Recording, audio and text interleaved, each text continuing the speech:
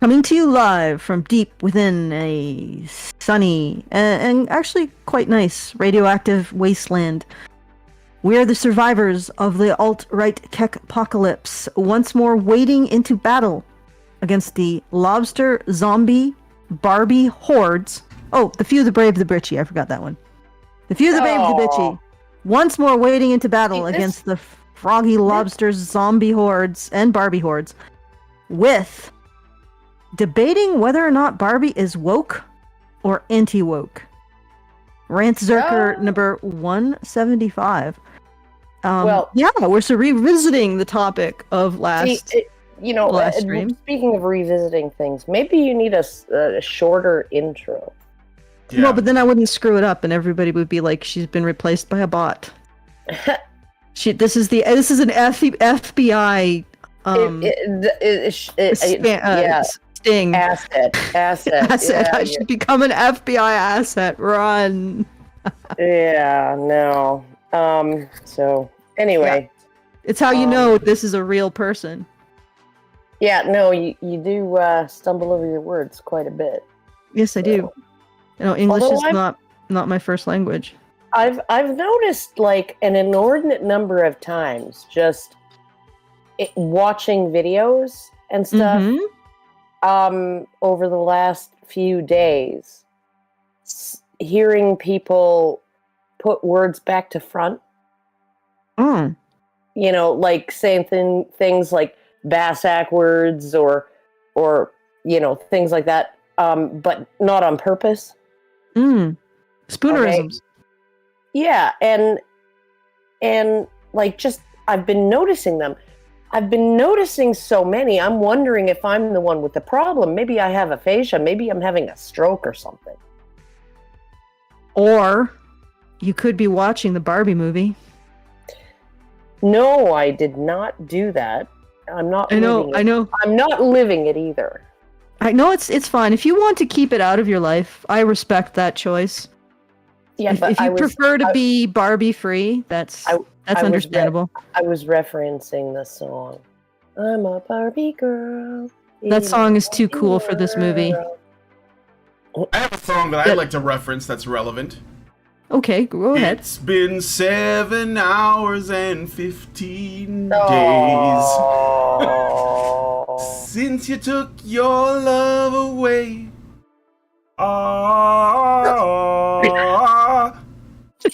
Anyway, R.I.P. Sinead O'Connor and Paul Rubens, sadly. It hasn't been that long. It hasn't been 7 hours and 15 days since she passed. Did you know Sinead O'Connor actually spoke up for men?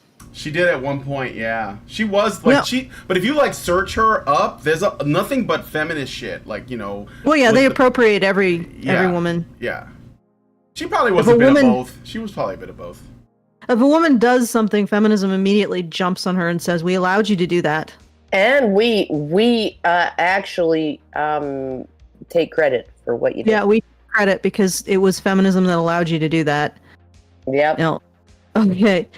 And the one feminist thing, or slightly feminist thing that you may have said in your 30-year career shows that you were a dyed-in-the-wool, true feminist icon. Well, she did say she was a feminist, but then it was also in the 90s, and she immediately said afterwards that men need their own movement, and that being a man is actually harder than being a woman. Yeah, so, and but she's not wrong. But Allison, she shaved her head. She was obviously a lesbian separatist feminist who had... She was a lesbian, right? I don't know. I don't think so. I don't think so. She had children. Yeah. Oh, okay. Well, one of them. She just liked to shake things up, like Yeah. It's all that. It's kind of that surface level, like the women look like this too, kind of a thing. But I mean, whatever. I didn't really. I mean. Oh man. I mean, considering the communities that you were apparently in, Brian, I would imagine you wouldn't really care. No, I don't. I mean, no, I. It wasn't that I didn't care about her bald head. I was just like, okay, between her and the woman who was in the first Star Trek movie. Oh, I don't know. Oh gosh, the name is just on the tip of my tongue. I know exactly who you're talking about. Yeah, the Delton with the pheromones. Yeah, and she came aboard, and I don't know. Someone was like, "Are you going to use those pheromones to seduce every man aboard?" And she's like, "No, I have taken a vow of celibacy." Except for the one dude who was formerly, right? Who was formerly the captain. No, well, I don't know whether it wasn't the captain. It was like no, he wasn't the captain at the moment. But Kirk went back to the Enterprise and took over the captaincy from him. Yeah, because he was like a poor man's copy of Commander Riker, who is a poor man's copy of someone. Oh, the flowers that you planted, Mama. Oh no, the dude who fell in love with the bald-headed chick in Star Trek. Yeah, no, as an actor, he was like as lame as Jonathan Frakes. Mm. I mean, Jonathan Frakes had his moments. Alita, I think. No, was it Alita? Aaliyah. That was the name. Okay, anyway. This is total auditory chaos right now. Yeah, well, I'm waiting to get to what we're going to be getting to, so I'm just gonna sing in the background. Let us clear up the thing about the baldness. Okay? All right. I cared about Sinead's baldness because I knew I couldn't look that good bald. Bald, yeah. You gotta respect the bald women. Yeah, no, because they got perfect skulls. If I could have been bald and gotten away with it and looked that good, I would have fucking. Yeah, get rid of it. Don't have to do anything with it. Yeah. I don't even think your hair is as difficult as mine. Oh, you have no idea. You've never seen me with my hair long. Yeah. You've never It. seen me with my hair not looking like a bush. Yeah, Cousin It. It. That was me. A bush, but a bush right in front of my face. In my mouth, in my eyes, up my nose. I can't say I had that problem. Yeah. All right, we get it. Now that we have cleared up the baldness, let us do the business. All right. All right. Yeah, the bald business. Okay, so we are doing our monthly fundraiser. Baldly going where the business is. We are doing our monthly fundraiser. It's at feedthebadger.com/support. You are welcome to take the time right now, as I speak, to put that in the search bar thingy and go there. And we are, I think, 1,235 to finishing it off. Yeah, no, and get those things coming in because, I'm just stalling for time and I'm going to continue to attempt to stall for time to not have to talk about Barbie. Mm-hmm. Yeah. Well, while Karen is stalling for time, consider taking this time to put that address, feedthebadger.com/support, into your URL and go there. And if you are able to help us out, please do, so we can continue to bring you this delectable content with all of the various digressions, which apparently annoy a lot of people, but I'm not sure. I mean, if you've been here this long, I don't know how you have not noticed that digressions is what we do. Well, and I don't understand how you would not know that any stream I'm on, if I can talk about anything other than Barbie. She will take those. She'll take those opportunities. So it's sort of like playing whack-a-mole with Karen to keep her on topic. Mm-hmm. But also consider that the topics we cover tend not to be even as fun as this one, because there are much worse topics related to men's issues than Barbie and all of the nonsense there. Barbie living in a dream world. What a surprise, eh? Okay, so please help us out. Feedthebadger.com/support. If we don't get any new supports between now and about half an hour in, I will do some arm twisting. I will attempt to twist arms. And so please do that. And if you want to send us a message that you would like us to respond to, please do so at feedthebadger.com/justthetip. You get the full benefit of a larger amount of textual space to expand upon your theories and esoteric ideas and whatever else you want to send us. And we get the full benefit of the money that you spend, since YouTube doesn't take 50%.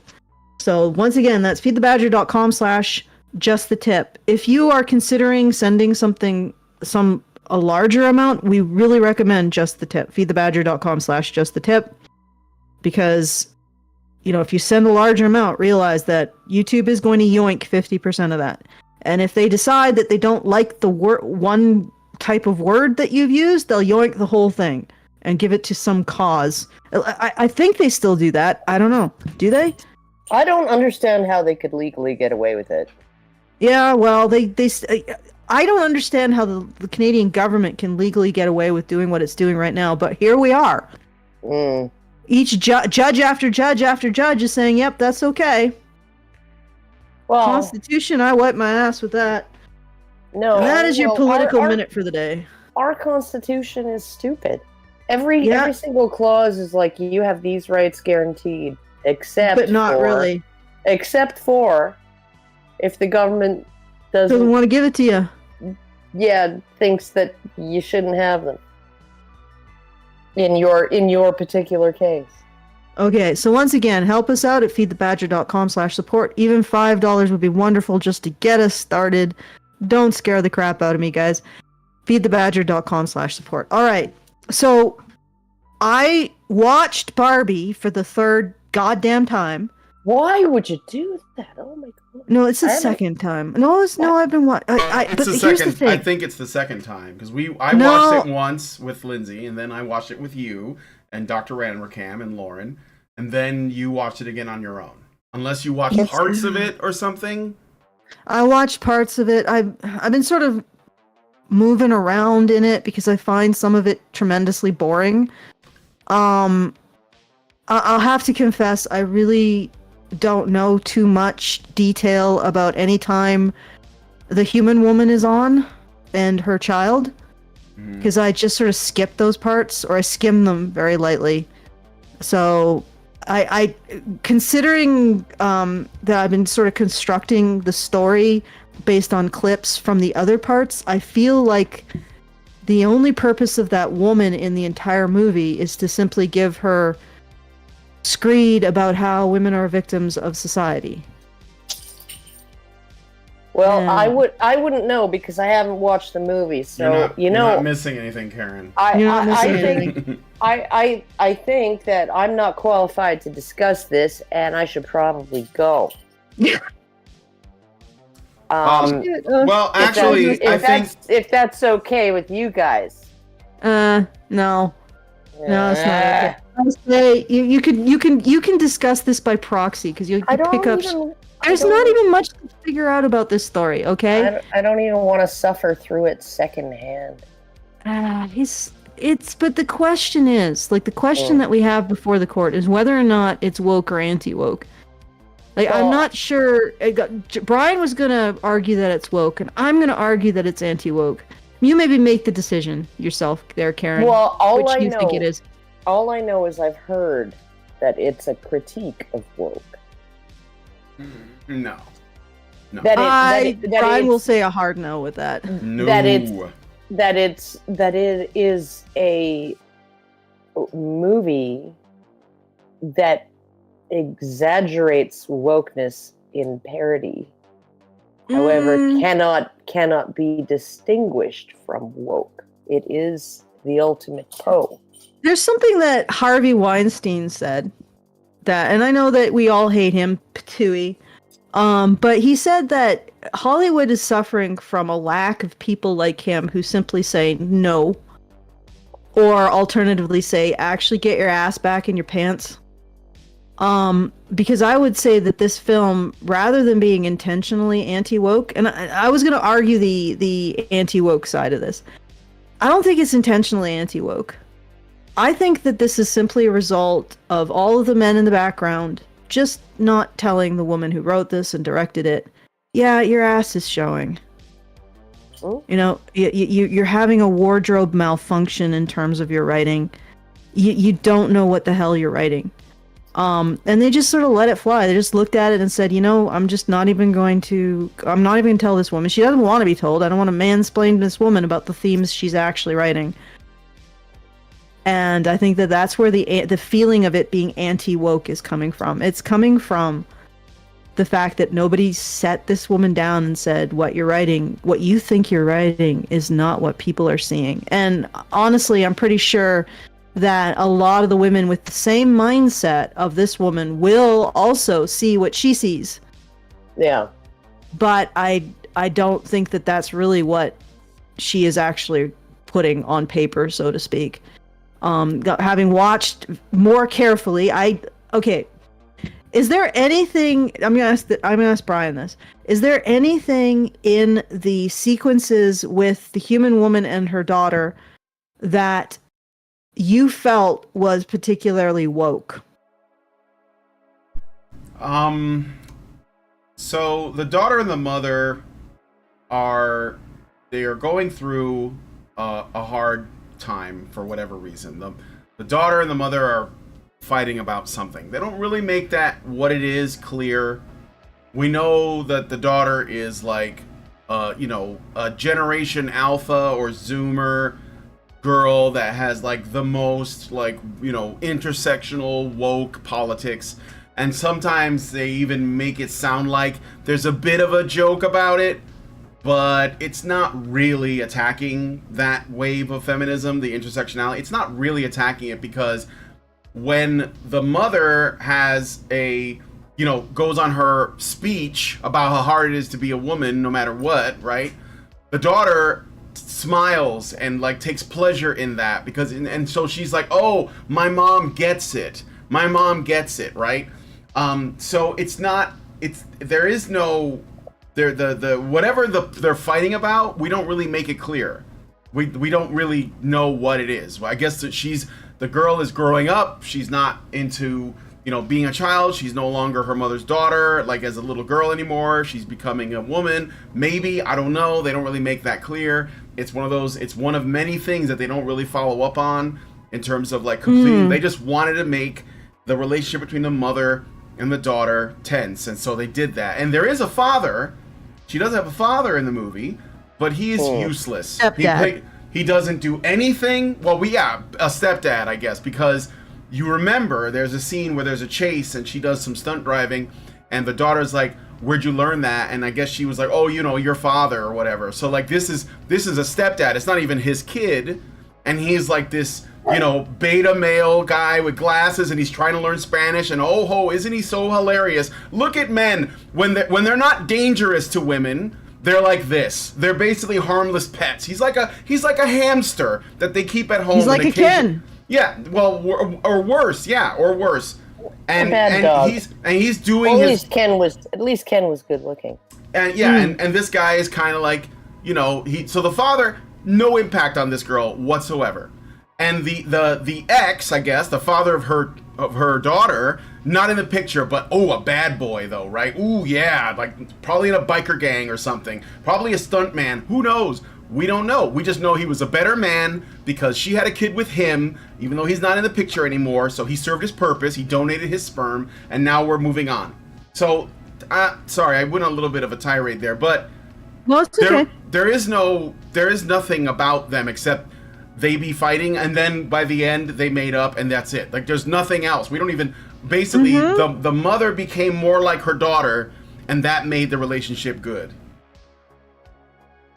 I honestly I skipped those. I mostly I did watch them with like half an ear, and I wasn't actually feeling anything plotty in them, no real emotional impact. So I'm like, I don't think I need to even watch this stuff to even understand the plot. Like you could have cut that whole thing out completely, the whole relationship with the mother and the daughter, and it does not really impact the plot whatsoever. I think they just had it in order to have a young girl in there. Well, because it's supposedly a children's show. Like they wanted to have the point of view character, and they. Yeah, I think that's giving them too much credit. I don't think. That's what it is, go ahead. I don't think it's a lot of credit. I think it's just like, we're trying to hit like the elementary school. Okay, go ahead, Karen. Yeah, no, is this girl the owner of one of the Barbies? No, her mother is. Her mother was, but she tried to give the Barbies to the little girl, and the girl doesn't want them. So because she's further along the woke train. I just realized something. Do you think that this is the reason why Barbie is having her existential crisis about death at the beginning? Because the mom is playing with the dolls, yes, and like her emotional state, her psychological state is impacting her Barbie doll. That's okay, what it's. There's a lot no of ontology in this that's very confusing. The mom is playing with the Barbie dolls, but she has no one to pass these Barbie dolls to because the daughter doesn't want them. Because the mom played with them too long, and now the daughter's too old for them. Also because Barbie is... How old is the daughter? She's like Barbie, a right? Preteen, or she's like a tween. She's like 13, something like that. That's too okay. I got it. That's too old to give your daughter a Barbie. Well, maybe, but I mean, I think that she probably had played with them and then grew out of it. Is what like like her this was being passed down. You have to think of it in the terms of feminist legacy, because that's kind of what's going on, right? So when the movie opens, let me just explain this real quick. When the movie opens, they give you this back. So Helen Mirren gives the backstory of since the beginning of time, little girls only played with baby dolls.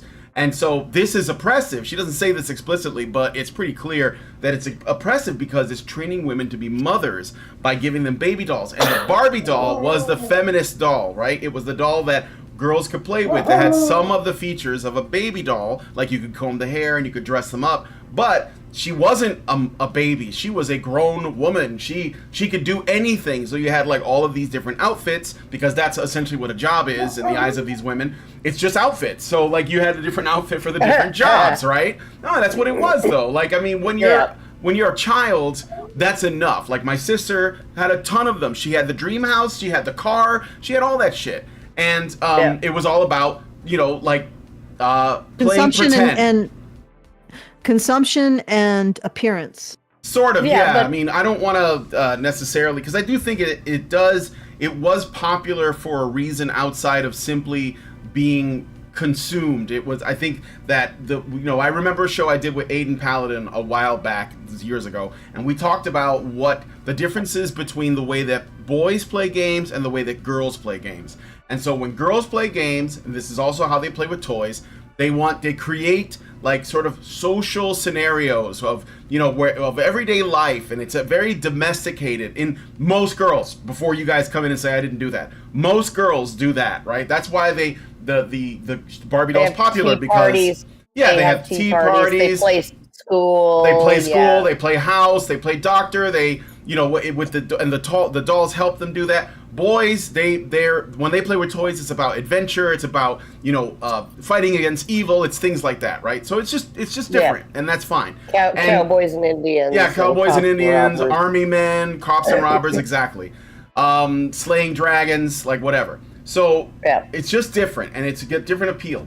So the Barbie doll was made so that girls can have that, they would have that space, and they create that place where they play pretend. And Barbie, because I saw what my sister's toys were, it was the thing that made it really appealing was how detailed everything was. So if you get like her little shopping cart and her little like things that she could buy, the food and whatnot, you can look at it and you see, wow, that's that's actually like a box of cornflakes. I mean, there's obviously no cornflakes in it, but it's got the sticker on it that has the same print, right? And so the cans and the boxes and all of the groceries was meant to look real. And so, and like you could put her shoes on and you could dress her up in different clothes and change her hair and all that. That was what the appeal was. It was in that level of detail that no other toy had. In fact, I remember the male equivalent of this was actually G.I. Joe.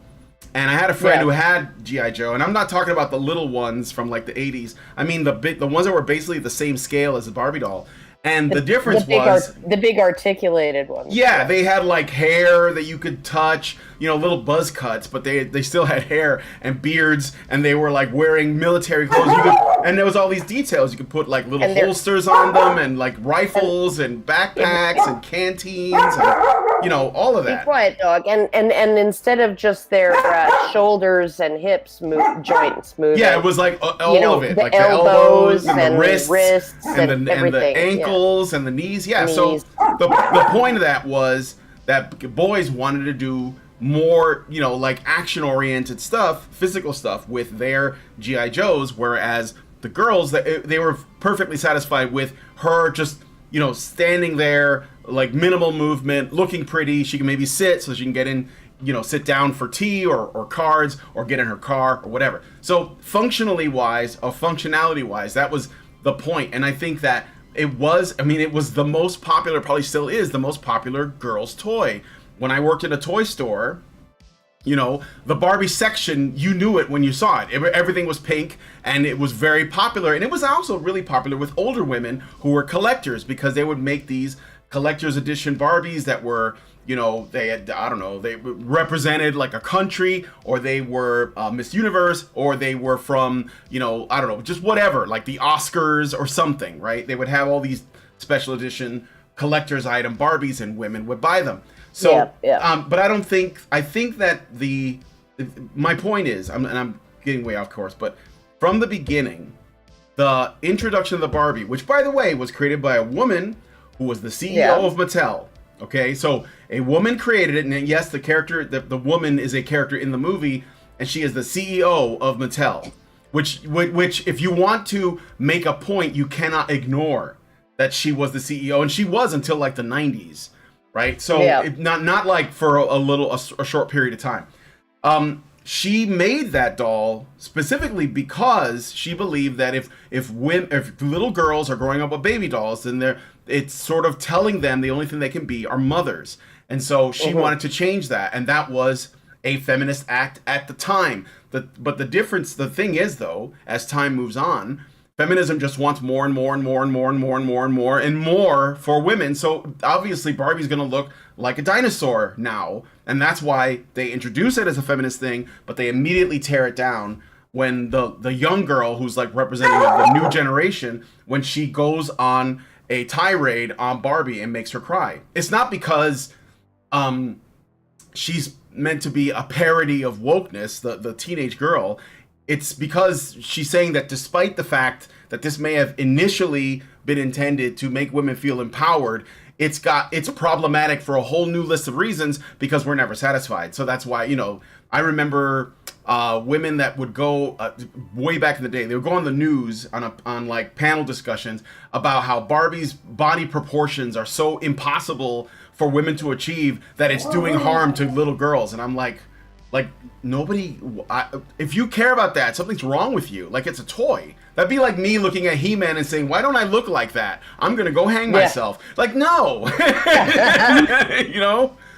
But or anyway, Ken, eh? Yeah, or Ken, but I mean, like, but boys are not jealous of what Ken looks like, because that's a girl's toy, even though it's of a male figure. But boys want to be He-Man. They want to be G.I. Joe.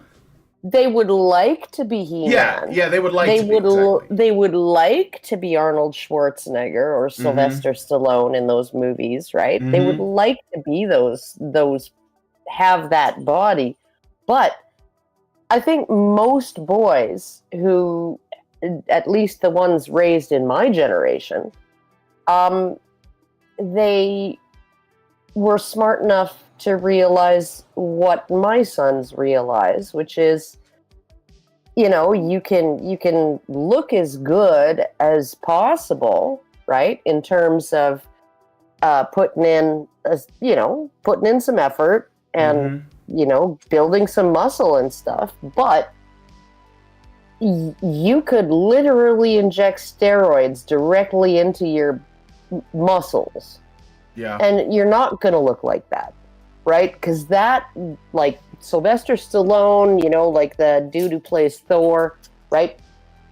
Those people are in some ways genetic freaks. And you think Sylvester Stallone doesn't feel insecure about the fact that he's short? Yeah.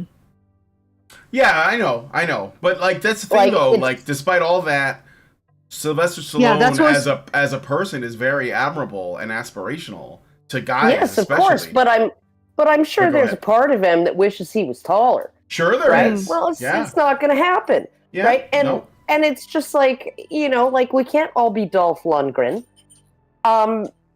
We can't all be. Oh God, you know, who would I be? Rachel Welch. Raquel Welch. Raquel Welch. And Oh Yeah? God, Raquel Welch, holy shit. And the way she, looked. Even when she was old, I think she made an yeah. appearance on the Seinfeld ones or something. I was like, damn, she still looks good. Yeah, she was like in her 60s, and hey, get down from there before I kill you. Sorry, Anyway. Okay. Dog. All right, let's get back. Trying to snoop on the kitchen counter. Okay. I think I know what's going on with the mother and her daughter and Barbie. What they're trying to do is to make Barbie relevant to the youth by making her a feminist icon. That's what this whole story was about. A newfangled version? The newfangled version that's a feminist icon that's gone through her feminist revolution. And now, says to girls, you too can be a victim of everything.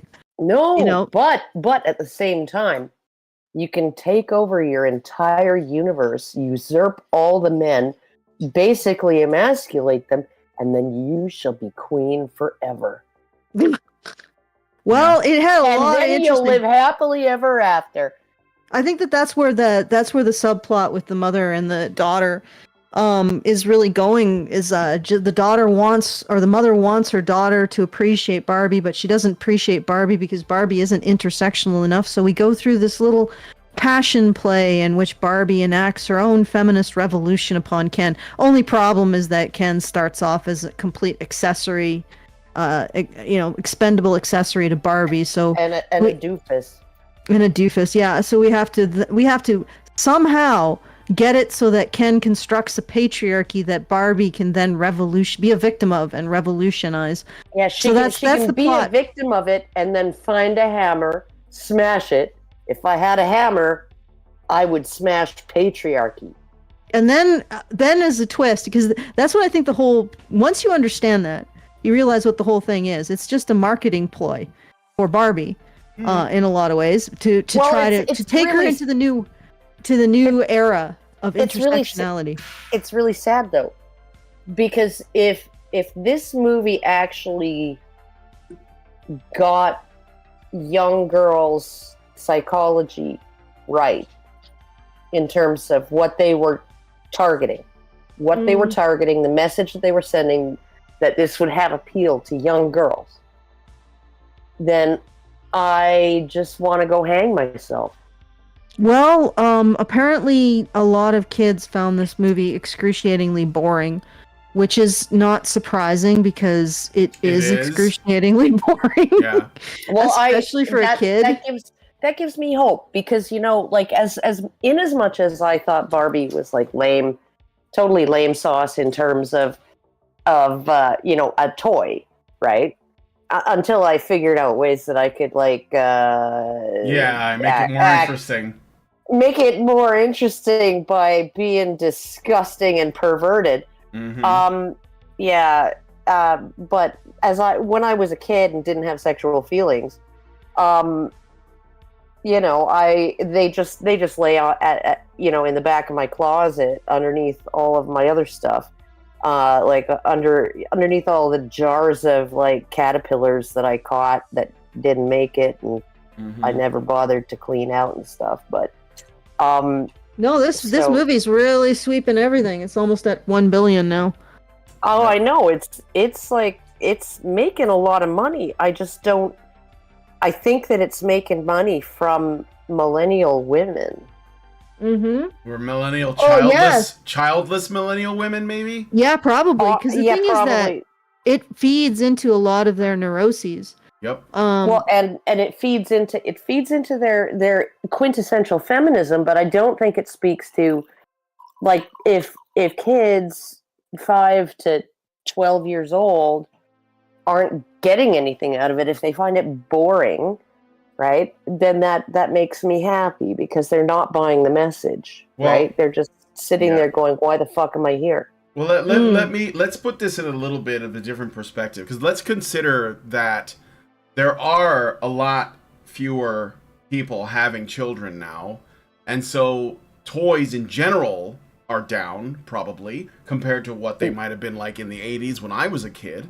And that's probably down from whatever it was before. So you have fewer people buying toys, for their children, but you have more people who are essentially like adult children, like, you know, that still want to hold on to their childhood, but they want it to grow up with them. And this is not just something that happened with Barbie. This is like across the board. Like, you can see it everywhere where people are like, oh, I used to love that thing when I was a kid and I'd like to enjoy it now, but I'm a grown-ass adult, so I want it to grow up with me, which of course alienates younger generations from it, because now they can't really get into it. So well, I think toys experienced a bubble regardless of population numbers.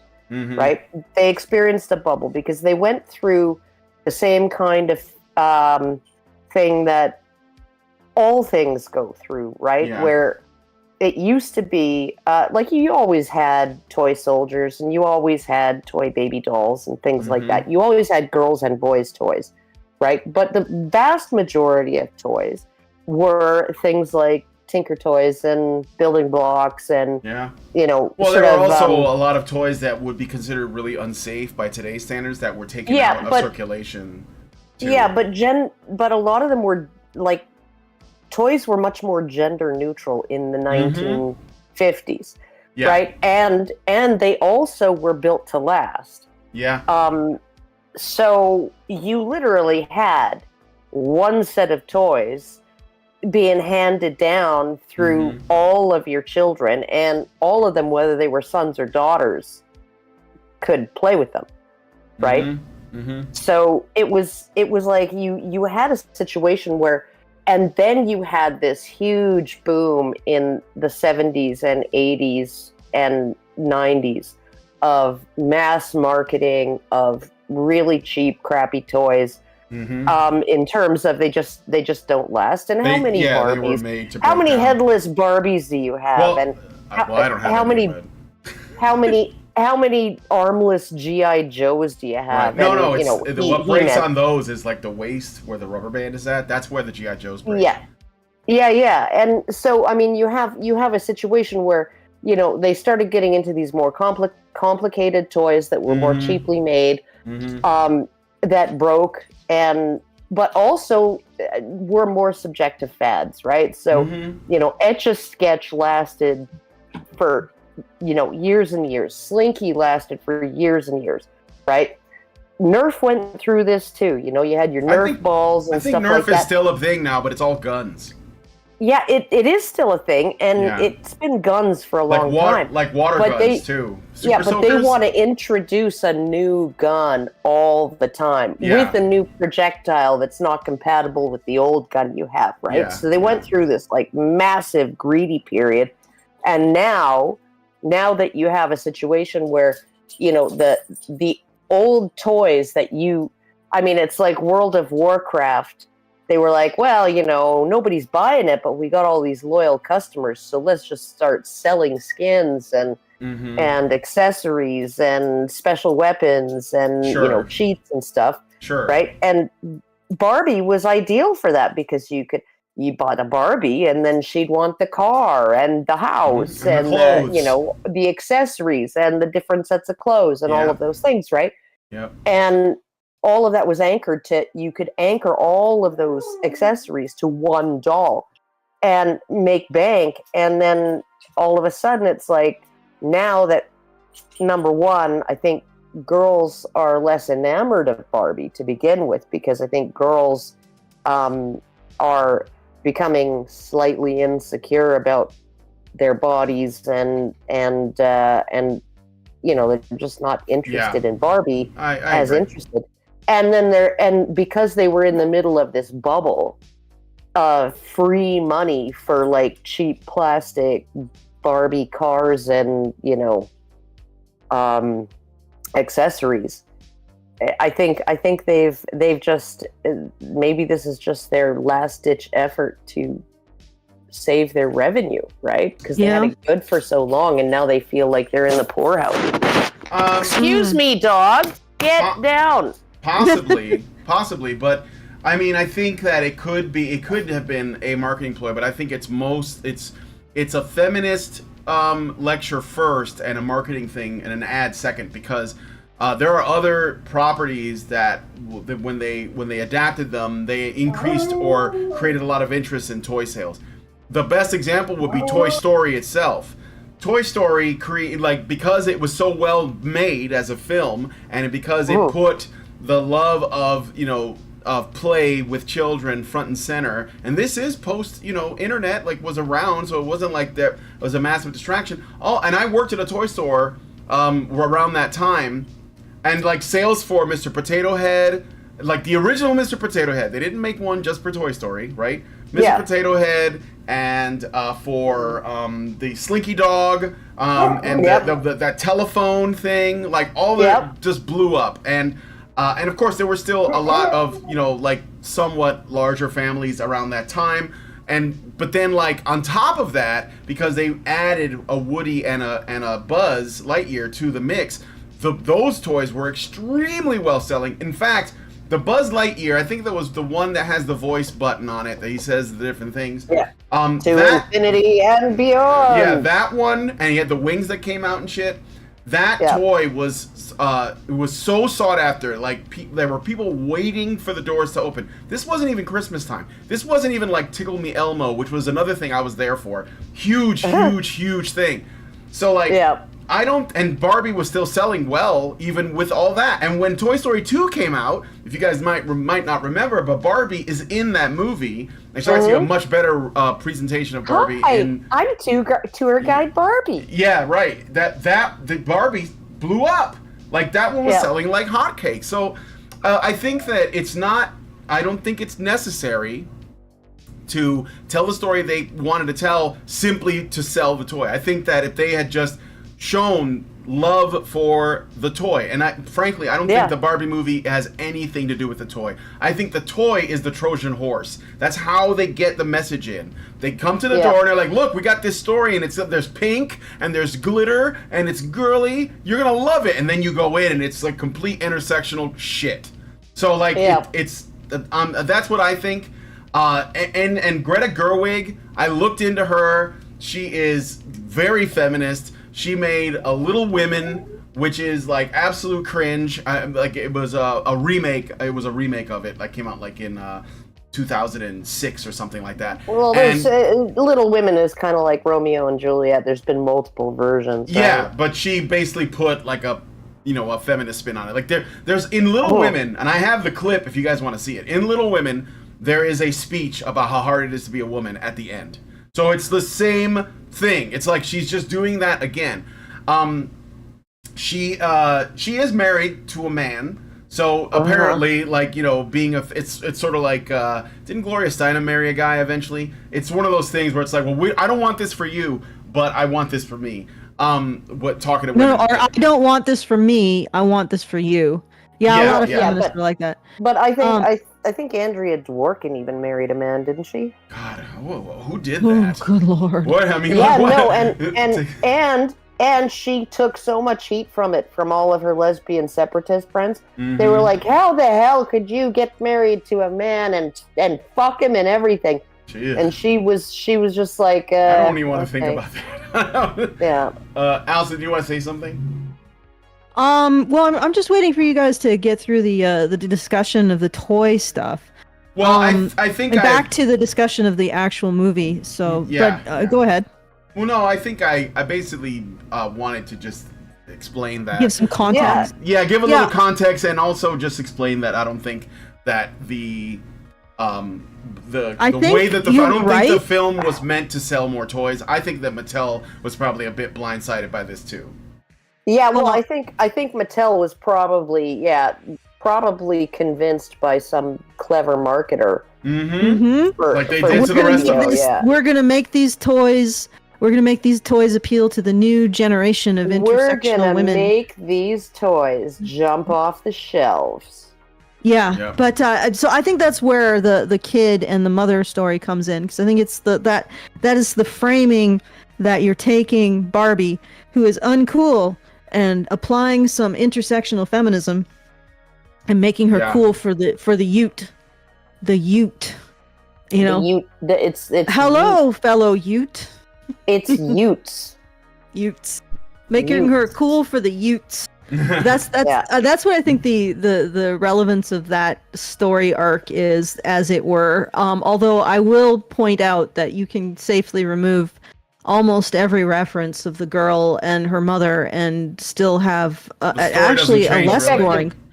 Effectively, doesn't change anything. It's effectively the same movie. But nobody to give the speech about how being a woman is super hard. Yeah, that's basically the only contribution of this woman. Actually, that's the only contribution of women, period. Mm-hmm. Like, honestly, the entire movie, and this is probably where the anti-woke individuals are thinking this might be a parody.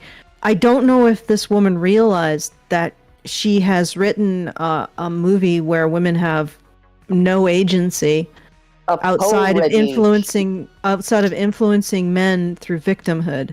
She wrote a parody. Yeah, she parody.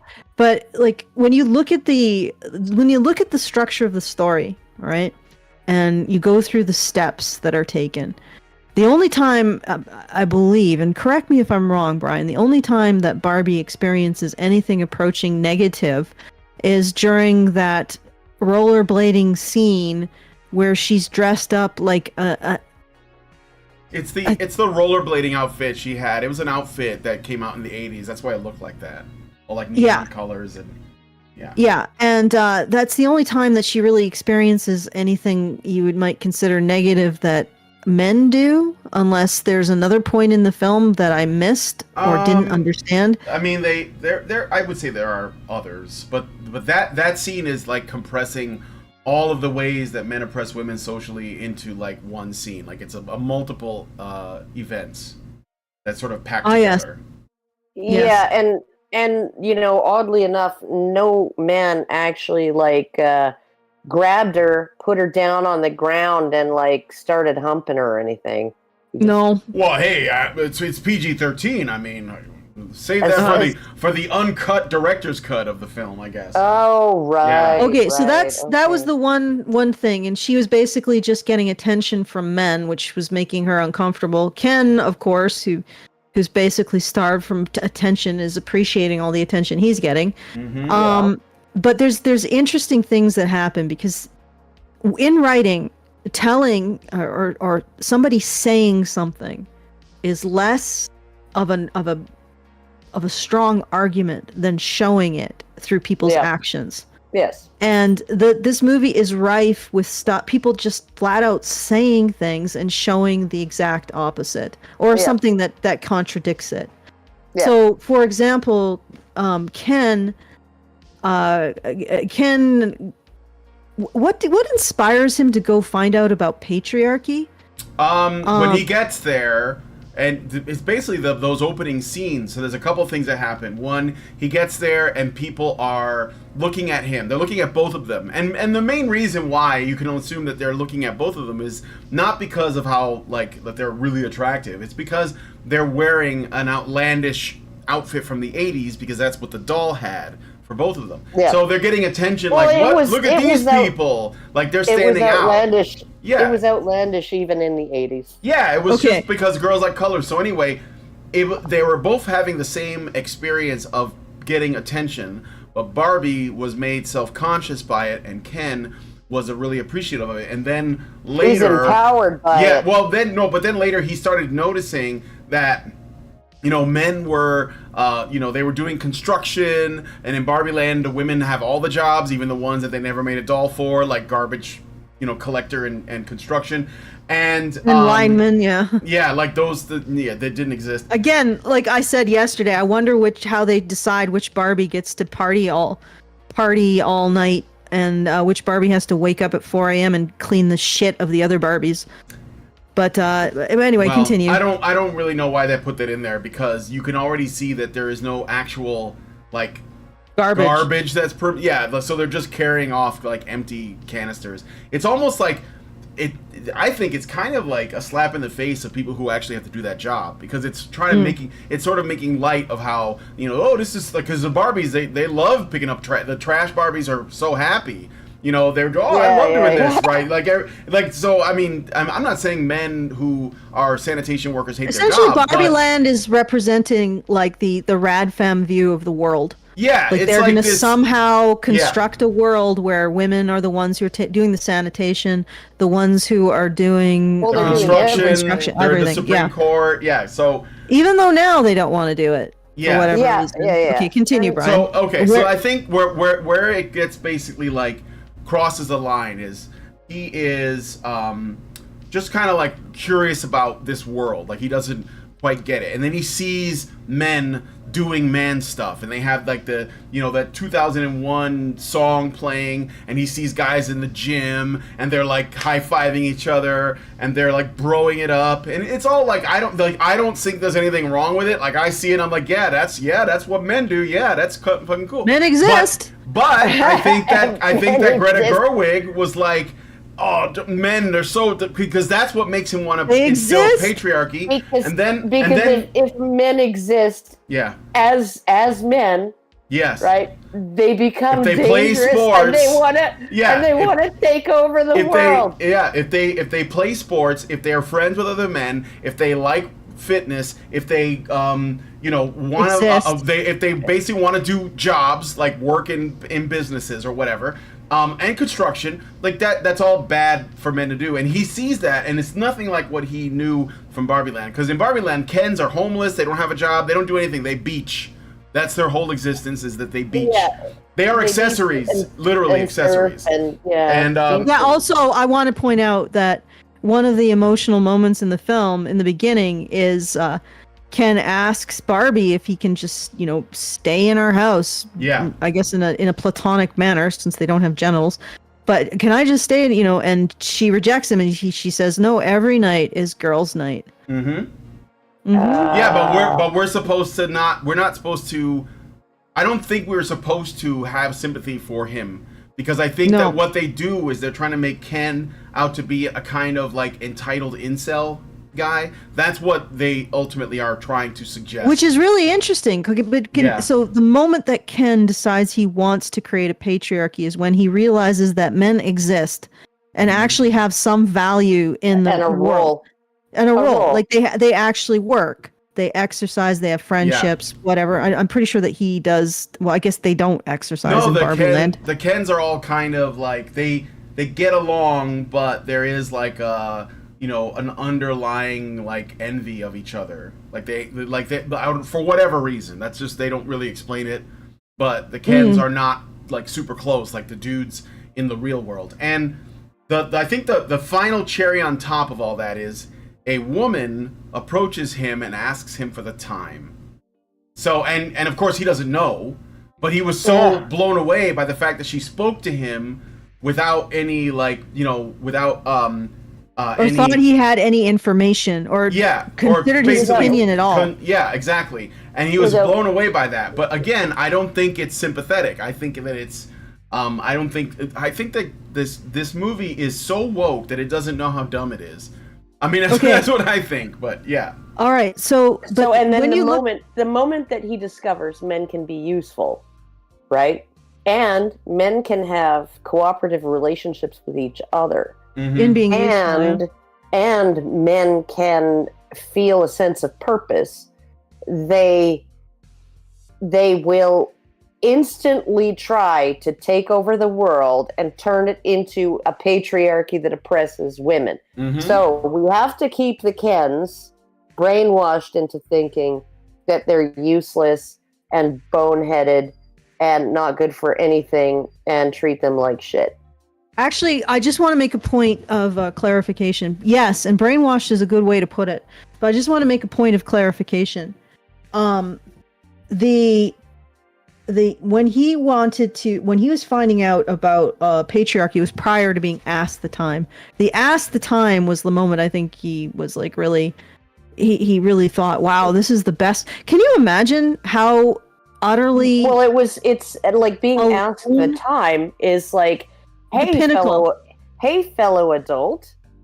Yeah. You might know something that I don't, and could you tell me? Yes, that's it. Because I respect you.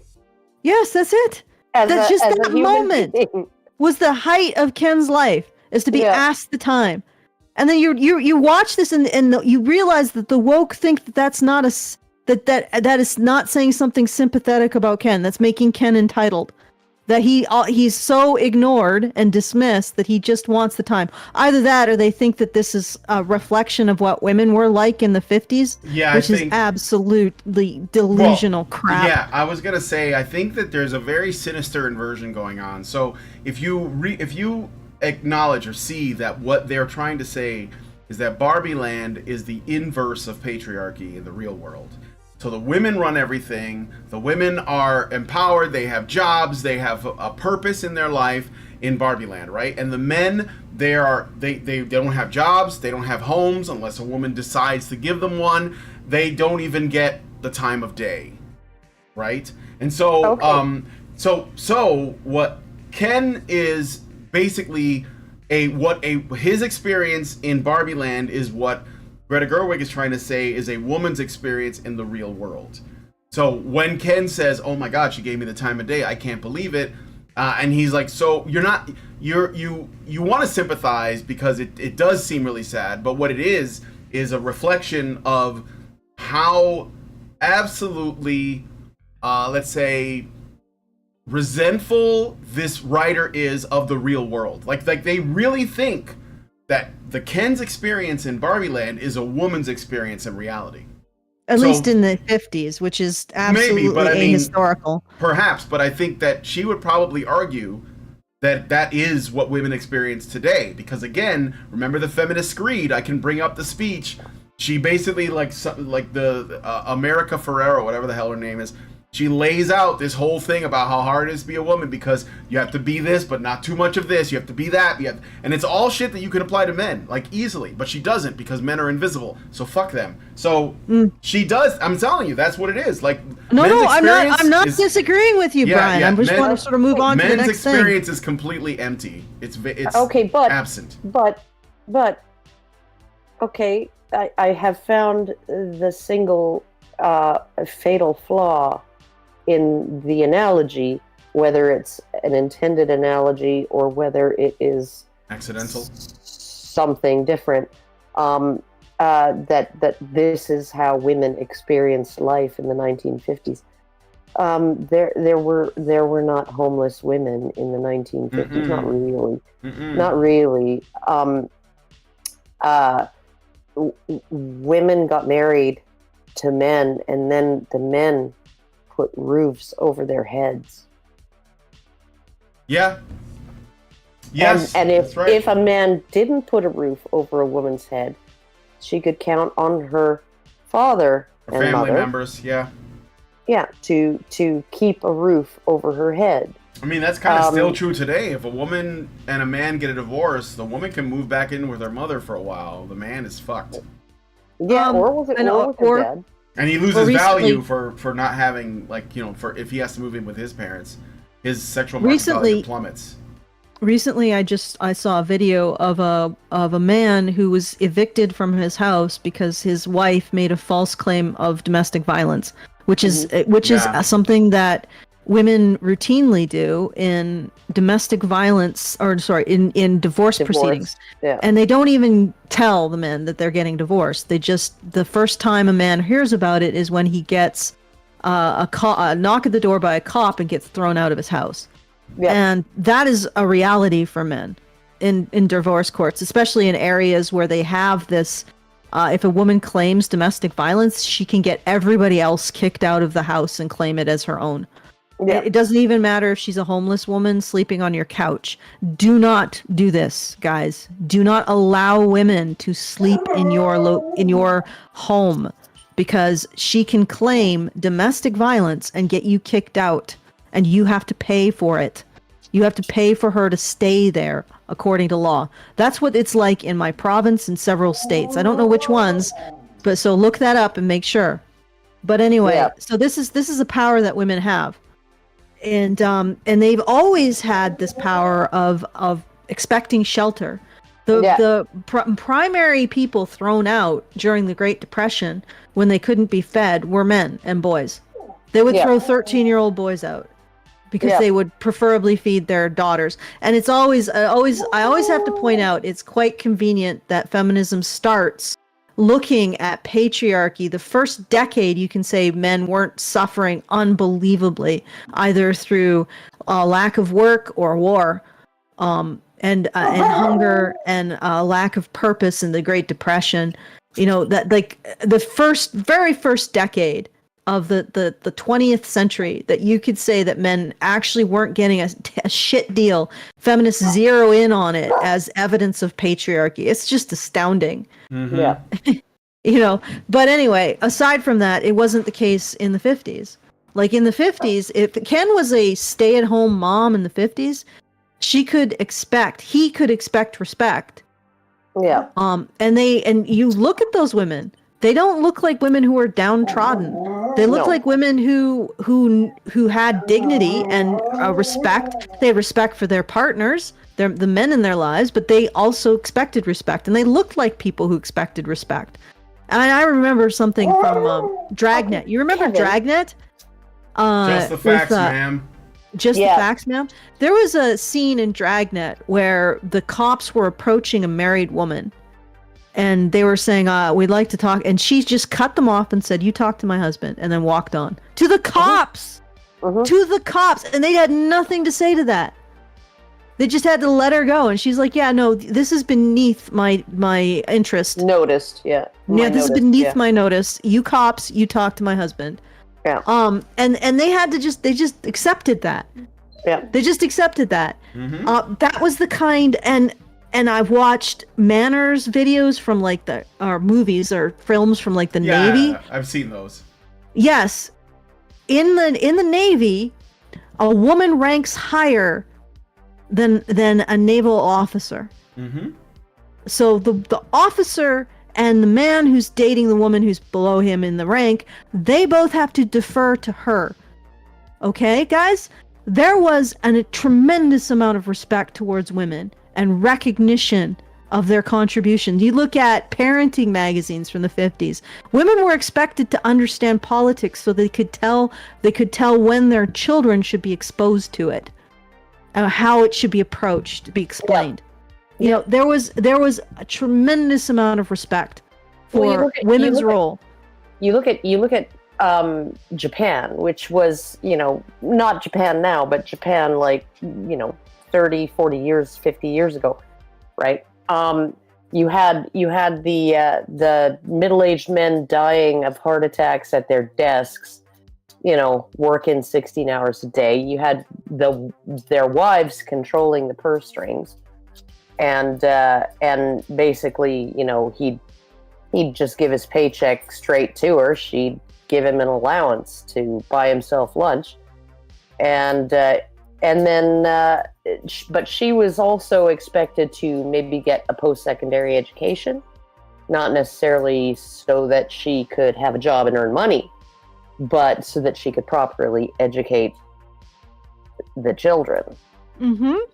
Right? And it's like, well, that actually sounds a lot like how things were going under normal families, right? Because you of course you had certain families where the man controlled all the money, and he didn't give his wife the freedom to just spend whatever she wanted and all of that, right? And usually that was a situation where the man had been previously burned by a wife who left him, cleaned out the bank accounts, and what kind of sick bitch takes the ice cube trays, right? And I knew someone that this happened to, and he gave his wife an allowance, and it was a generous one. But she did not have access to any of the bank accounts, and he was very highly responsible with the money. But his previous wife, she had credit cards, she had access to the bank accounts, she had access to all the finances. She just cleaned him out, and then took everything in the house and moved out and disappeared. Right? So there's those kinds of men, and then there are abusive men, right? Who basically are just like, no, you can't have any control. I need to control everything. The abusive, controlling men. Those kinds of men exist, right? But the way every other family I know or grew up around, the way they did things was the woman or both of them together handled all of the money. The woman basically, she may have had a credit card where her husband, she was a authorized signatory on the credit card held by her husband, like my mom was, right? But free to spend whatever money she felt necessary to run the household, right? Contributed financially in whatever ways she could, often under the table. And basically they made major financial decisions together, and she had an equal say, and she had more day-to-day control of where the money went and why. Mm-hmm. Right? And it's like, basically my dad came home from work every other Friday, handed her his pay, and then she'd give him she'd give him $200 or not $200, the equivalent of $200 worth of pocket money, right? To get him through the next 2 weeks of buying lunches and, or whatever he might need. And, because he liked cash a lot. He didn't like using the credit card. He didn't like writing checks. He didn't like doing anything on paper. It was never in writing, always in cash for him. But, and he did have his own separate bank account in a completely different bank. And I know this because he stopped to make a deposit one time when I was in the car. And he was just socking away a little bit here, a little bit there, just in case. Just in case. But the overall point is that this is not even a reflection of the relation or the role that women played in the 50s. And it certainly isn't a reflection of the role women played well prior to that, when they were responsible for basically all of the utilities that kept people alive. So this is all... and my mom had a coffee can full of cash. Yeah. That he didn't know about. This idea that Ken was like homeless and had absolutely no claim on Barbie is not that's not a reflection of patriarchy. Of course not. It's not in every culture value at all. Where men are prioritized even for inheritance or for jobs. Men also have an obligation to provide financially for their female relatives, their wives, their children, their mother, their sister. They have that obligation in every single society. It's either legal or it's socially enforced. So this is bullshit. There would be, if this was a true reversal of patriarchy, Ken would 100% have access to Barbie's house. She would be expected to work to maintain Ken in a lifestyle that he is accustomed to. Yeah, and if it was he would have reflection, dower rights. Rights. And if it was a reflection of our current system, of our current society, Ken would be able to throw Barbie out on her ear whenever he wanted. He wouldn't have to instate patriarchy. He'd simply have to get a restraining order and a false accusation of domestic violence. And that is done. That is done to gain advantage in a divorce by women, commonly. Like, I mean, it's not every woman does it, but it's common enough that a divorce lawyer will warn men that this is a tactic. Yeah, that false accusations are simply part of the gamesmanship. It's part of the gamesmanship of divorce. All right, so that's the reality that Ken lives in, or would be, and it's not reflected in that. So this is what this woman thinks patriarchy is, or a reverse patriarchy is, which is absolutely 100% false. And I'm afraid I have suffered a fatal technical difficulty, so I'm going to have to go offline for a bit. Oh, okay. Well, I got some super chows to read. Yes. So I'll do that. Before I go, and do you have any thank yous? Yeah, I have one thank you. I just want to remind you guys I might need to do some arm twisting. Under a bit of duress here. I want to thank Mr. Stupid. Oh, it's sort of an unfortunate name for $35. Thank you, Mr. Stupid. Thank you. Yeah, and that's it for That's it for the first hour. So guys, once again, we really need you to help us out to make sure we can continue to keep this show running. We have been doing this for 10 years. I believe we are one of the few voices that says that, we've blamed men for how many decades and generations now, and it's starting to not work, I think. So maybe we should try having women take some responsibility for the society that we have right now and for their influence on it. And we're sort of a voice in the wilderness, it seems, considering this juggernaut is honing in on $1 billion. And it's stem to stern. It's not just stem to stern nonsense about reality.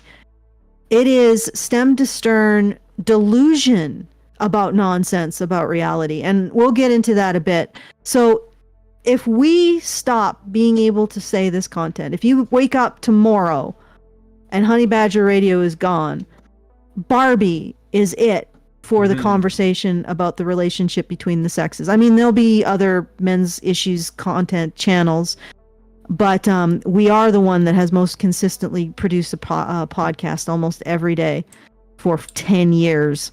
Yeah. So that's going to be a big silencing. So please don't let Barbie be the only voice about men and women and what they have to say. Don't let the radical feminists, because this really is a radical feminist screed. When you look at Barbie Land, I want $1 billion, people. Yeah, we want $1 billion. Could you imagine what we could do with $1 billion? Jesus Christ. A movie. Yeah, we could do a movie that's actually positive about men and positive about the relationship between men and women and honest about society and society's values. Okay? Because that's what the big thing that Barbie movie isn't. It isn't honest. It is not honest at all unless you're a complete nutcase. And anyway, so don't let Barbie be the only voice about men and women and their relationship. Make sure that we can continue to talk about this stuff in an honest way. Honest about what really motivates men. Because the funny thing is that Barbie appeals to, in the end, the Barbies get their Barbie Land back by appealing to the fact that Kens care about Barbies. If you can freaking believe it. It is actually one of the most cynical and unpleasant things I've ever seen. It just makes me feel really bad for the Kens, to be honest. Anyway, so if you want to make sure we continue to be able to have this voice, and it's really critically important to me, because being able to do this work is not fun. It can be a really depressing thing to constantly see how men are treated by society and how men are being seen as expendable. I say, as Jonathan goes under the table to make it so that I can continue to say this stuff. If you need to go, you should go. He fixed it. No, he fixed it. He fixed it without me even having to stop. Oh, okay. Oh. That's there you go. That's what. And you know who else has been really contributing to this show? It'd be JoJo. JoJo, yeah, do it for JoJo. He's like intently unplugged. Listening. Look at his ears. Look at his ears. Oh, okay, I just touched his treat and he was like, boink. Look at that. Yeah. Oh yeah, no. You know what? Both of my dogs would not still be lying down. They'd be like all over me if I even went anywhere near the treats, or if someone so much as crackles a potato chip bag. They're just like both of them dancing around my legs as I'm trying to walk, because they're trying to trip me up. So I brain myself on the table, and the whole bag of treats just ends up all over the floor. Yeah, that's what they're trying to do. JoJo is very well behaved. Yeah, what a sweetheart! Look at him. He's got those German Shepherd dimples. Yeah. And German Shepherd eyes. He just doesn't have the German Shepherd ears. No, and he's smaller. Like Skippy's becoming a really big dog. Well, not all German Shepherds are as big as him. He's not a German Shepherd. No, he's not a German Shepherd. Even like a male German Shepherd usually is like 80 pounds on the low end, I think. Or maybe the low end is 70, something like 75. But they're pretty big. Like, and he's actually big for a German Shepherd too. He's like, I think 27 inches at the withers. And he was 80 pounds like 6 months ago, but I wouldn't be surprised if he's gained another 10 pounds. He's a pretty big dog. Although I don't even see him as being a big dog. It's really strange. Mm-hmm. Yeah, well, my two dogs put together are about 70 pounds. So. Yeah? Yeah, Borat's been a lean, mean 14 and a half or 15 pounds since we got him. Okay. And when I say lean, I mean lean. He's wasp-waisted and super muscular. And Kevin is getting a little flabby. I'm not going to feed you any food. Okay, so I'm just going to do another appeal.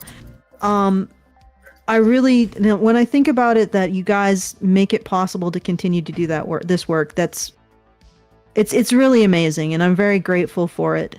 And I appreciate that every month you've come together to make sure that this happens. And I know I'm a bit of a whinger. I'm always like, I don't know, will this be the month? But so far, you've come through every month. So please do go to feedthebadger.com/support. Even $5, $10. Don't think that $5 is meaningless. It is a huge thing. And please don't let the feminist narrative be the only thing that is how we look at the relationship between men and women. Because to be quite honest, I am depressed as hell that this movie has gotten so much money. And there's no sign of stopping. So this is really resonating. This is hitting something in women. And that's really actually very depressing. And now more than ever, I need to know that there is another voice out there and that there is some kind of support for it. Because I know we're small, but we have managed to stay around for 10 years. And that's not nothing, is it? Mm-hmm. I mean, despite this overwhelming voice that men are to blame, that society is hateful towards women, that doesn't care about women, we have managed to eke out a little niche in the ecosystem. You know, we've managed to keep this message alive. We kept the torch burning, signal flare lit, and I would hate for it to go out. That would definitely be it for me. So once again, feedthebadger.com/support and make sure that we are able to keep burning in the darkness, so to speak, and keep the reality alive. I mean, honestly, like when people say this, like I had a feminist recently say, oh, well, don't you think what you say is insulting to men? Don't you think it harms men and women? And I'm like, well, first of all, I don't recognize what you consider to be harm. But second of all, my first fealty, loyalty, whatever you want to call it, is to the truth, is to what actually is happening. And maybe I don't know it completely, but I sure as hell know that I have very carefully considered every position that I have. I've looked at the evidence for and against, and this is the position I've come to. So it isn't just that I care about men. I do care about men. I think it's why it allowed me to see the evidence that was counter to feminism, or feminism's belief blaming men and considering them to be responsible for not just patriarchy, but criminality in general. But ultimately, I assert these things because I believe that they are true. And I believe that they are true because I have done decades of research into them, into the situation for men versus the situation for women now and historically. And after those decades of research, no, feminism is wrong. Period. Full stop. Everywhere that men had so-called superior rights, they had equivalent obligations to women. So everywhere where men are given more freedom, they're also given more expectations. Or just expectations in many instances. So there's no situation where men are getting away with something. That's a lie. And it's a lie that's specifically designed to extract more things out of people. Yeah. And it's even more pernicious than that, but I won't get into it because it's a long story. And but we can't let this win, even though it looks like a juggernaut right now. We have to keep, at the very least, once this fire burns through our civilization, we have to have some wisdom to give to the next generation about why it happened. Okay, so feedthebadger.com/support. Make sure we can keep going because, well, it's important to me. I think it should be important to you. I think it should be important to everyone that the truth win out. All right, let's keep going. All right, I got some super chows, so I should read those because they're building up. So yesterday, after like late at night, I got a super chow. Thank you from Anonymous. So thank you for that. I'm just gonna leave Badger Chan up here for now while I'm reading these. And he says, "Make more stuff for $5." Well, I don't have any plans on slowing down. Then I got another one from Plain Dane for $5. And he says $5. Sinead O'Connor was one of Celebrity Crush. I think one of my celebrity crushes, I think you meant to say. Her and Dolores O'Riordan from the Cranberries. Oh yeah, she was cute. I've always liked the short hair aesthetic, but a lot of women can't pull off the look. You do need to have the right facial structure, skull shape, and eyebrows like Dolores, Sinead, and Karen. Aw, that was a veiled compliment to Karen right there. I mean, not really veiled. I think it's kind of obvious. Well, I always knew I looked good with a pixie cut. I just wasn't brave enough to go full spear bald. Yeah. No. What about Annie Lennox from the Eurythmics? Well, that's what I was going for. Yeah, I know. When I bleached my hair, yeah. I had a short haircut, and then I bleached my hair. So I was like basically platinum blonde. Mm-hmm. And then my dad says, "Oh, hi, Sika. How you doing?" And I'm like, "Sika." Sika was I remember porn star with short hair. Yeah, well, big boobs though, so I guess that. I had big boobs at the time. Yeah, so, that's right. Yeah, I remember Sika. Okay, and then so thank you, Plain Dane, and then we got another one from another anonymous person, and they say for $5, this movie's not anti-woke. Woke culture warriors don't joke on or parody themselves, so this is all probably done in 100% seriously. Yeah, I agree with that. You know, I saw someone who was a men's rights guy say that, you know, oh, this is totally like. It's stronger. It's a stronger anti-feminist film than The Red Pill. And I was like, we watched a different movie. And he was like, oh no, you can't tell that it's supposed to be parody. Feminists don't understand parody. In order to do parody, you have to be able to make fun of yourself, and they can't do that. There's no real evidence for it anyway. Yeah, no. But that doesn't necessarily mean it's not an anti-feminist Red Pill movie, because it really does expose what feminism is all about, right? Yes, if the audience can see that, because the thing is that we are in a space, and our audience is in a space where we can see the rhetoric. We can see like the blatant anti-men, anti-Western, anti-Christian, anti-capitalist, anti-everything all through the film. But like the normie, low information, single mom and her 8-year-old daughter that goes to see this movie, they can't see it. All they see is a bunch of like criticisms and things that like they've seen a bunch of times all over the media, all over their films, all over the music, all over everything. And so it's just telling them,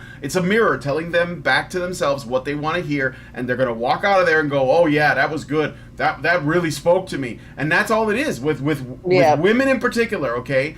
You go on a victimhood female screed, and women will find a way to relate.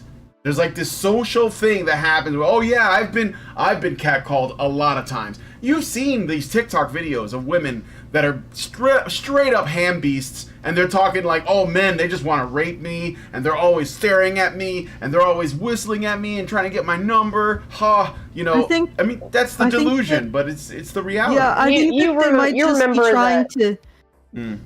You remember the conversation between Jen McWright and Rebecca Watson about catcalling? Yeah, I think so. It was like this little PJ Myers was presiding over the live stream, and Rebecca Watson says, I can't even leave the house without getting catcalled. It's just like really horrible. And Jen McWright says, oh God, you know, me too. I mean, I can't even go out and pick up the paper off the front porch without being catcalled, right?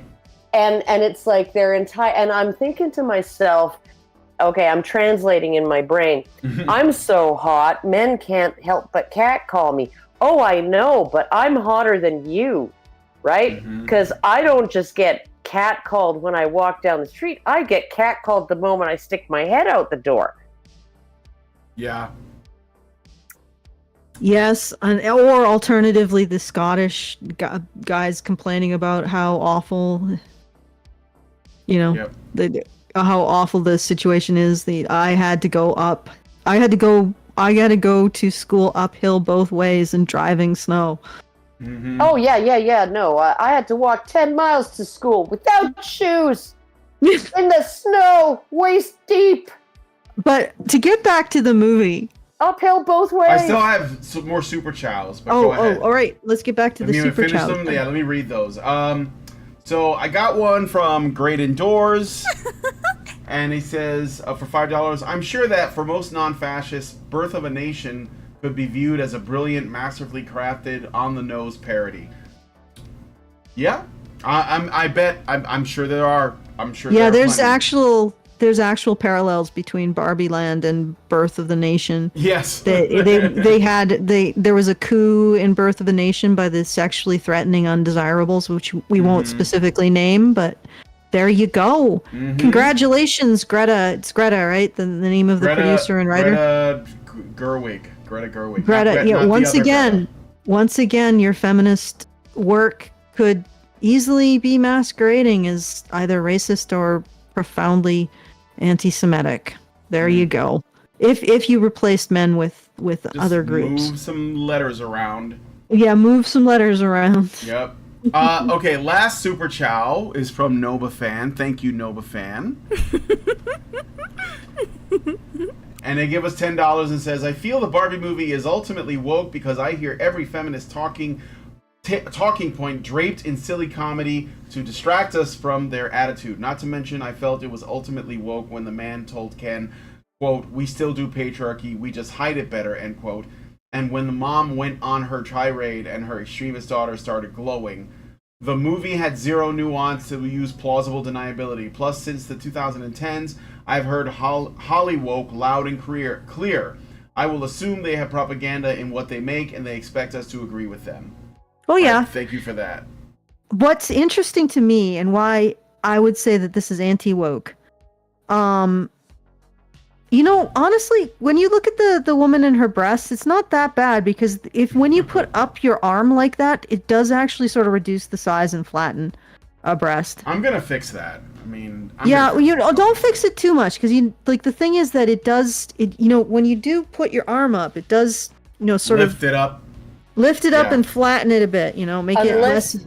Unless you got implants. Yeah. Maybe she's like an Amazon and she just got an implant in one breast. Okay. Rumble Chan is a saint. You leave her alone. Is a saint. Okay. Yes. All right. So let's get back into this analysis of this film and why it's probably not anti-woke intentionally, but it sort of ends up being so in execution. just unintentionally, just like I don't think it was at all something that they set out to do. It's just so overbearing and that unself-aware. It draws attention to itself. Yeah, in such a way that people are like, what? All right, so Ken gets this idea to go back to Barbie Land. Well, first of all, he discovers that in patriarchy, despite the man who says, oh, we don't do patriarchy that overtly anymore, which it definitely could be read as this guy's just trying to get rid of him, a nutcase. He tries to get a job everywhere in patriarchy land, right? In the real world. And he gets rejected because he doesn't have merit, right? Yeah. And then so he goes back to Barbie Land because he wants to start patriarchy in a blank slate, I guess. And then later out, he succeeds. He succeeds in brainwashing all the Barbies. We don't know how, though. Mm-hmm. I actually watched this. There's no actual explanation for how he brainwashed it. It's just hand-waved as something like smallpox in the blankets. They had no immunity to patriarchy, which really, like that's a huge plot hole. There is no explanation for it. So you I know a lot of people aren't going to be like aren't going to be that interested in finding an explanation because of course, oh, it's a toy movie, but if you're making people pledge allegiance to a toy movie, obviously it isn't a toy movie. It's something deeper. It is an expression of some kind of ideology that you think is important. In which case, how Ken brought patriarchy to Barbie Land would be critically important to feminists, because once you know how to stop it. But we never actually get into how. Apparently it just Ken has a thrall and he puts the other Barbies in his thrall. And they didn't have an immunity to it because reasons. Although the way that they go about what ends up is Barbie returns. Ken has constructed this Barbie Land in which, ironically, it's just more reciprocal. So instead of just being accessories that are homeless, they live in the houses with the Barbies, and the Barbies are happy to give them things. And then later on, we find that Kens can be manipulated by their concern for their Barbies and their desire to care about their Barbies. And so there's this whole, like, it's more like Kenland is reciprocal. So people are paying attention to each other and having relationships that are positive. And the way that it progresses is Barbie almost gets seduced into the Kenland.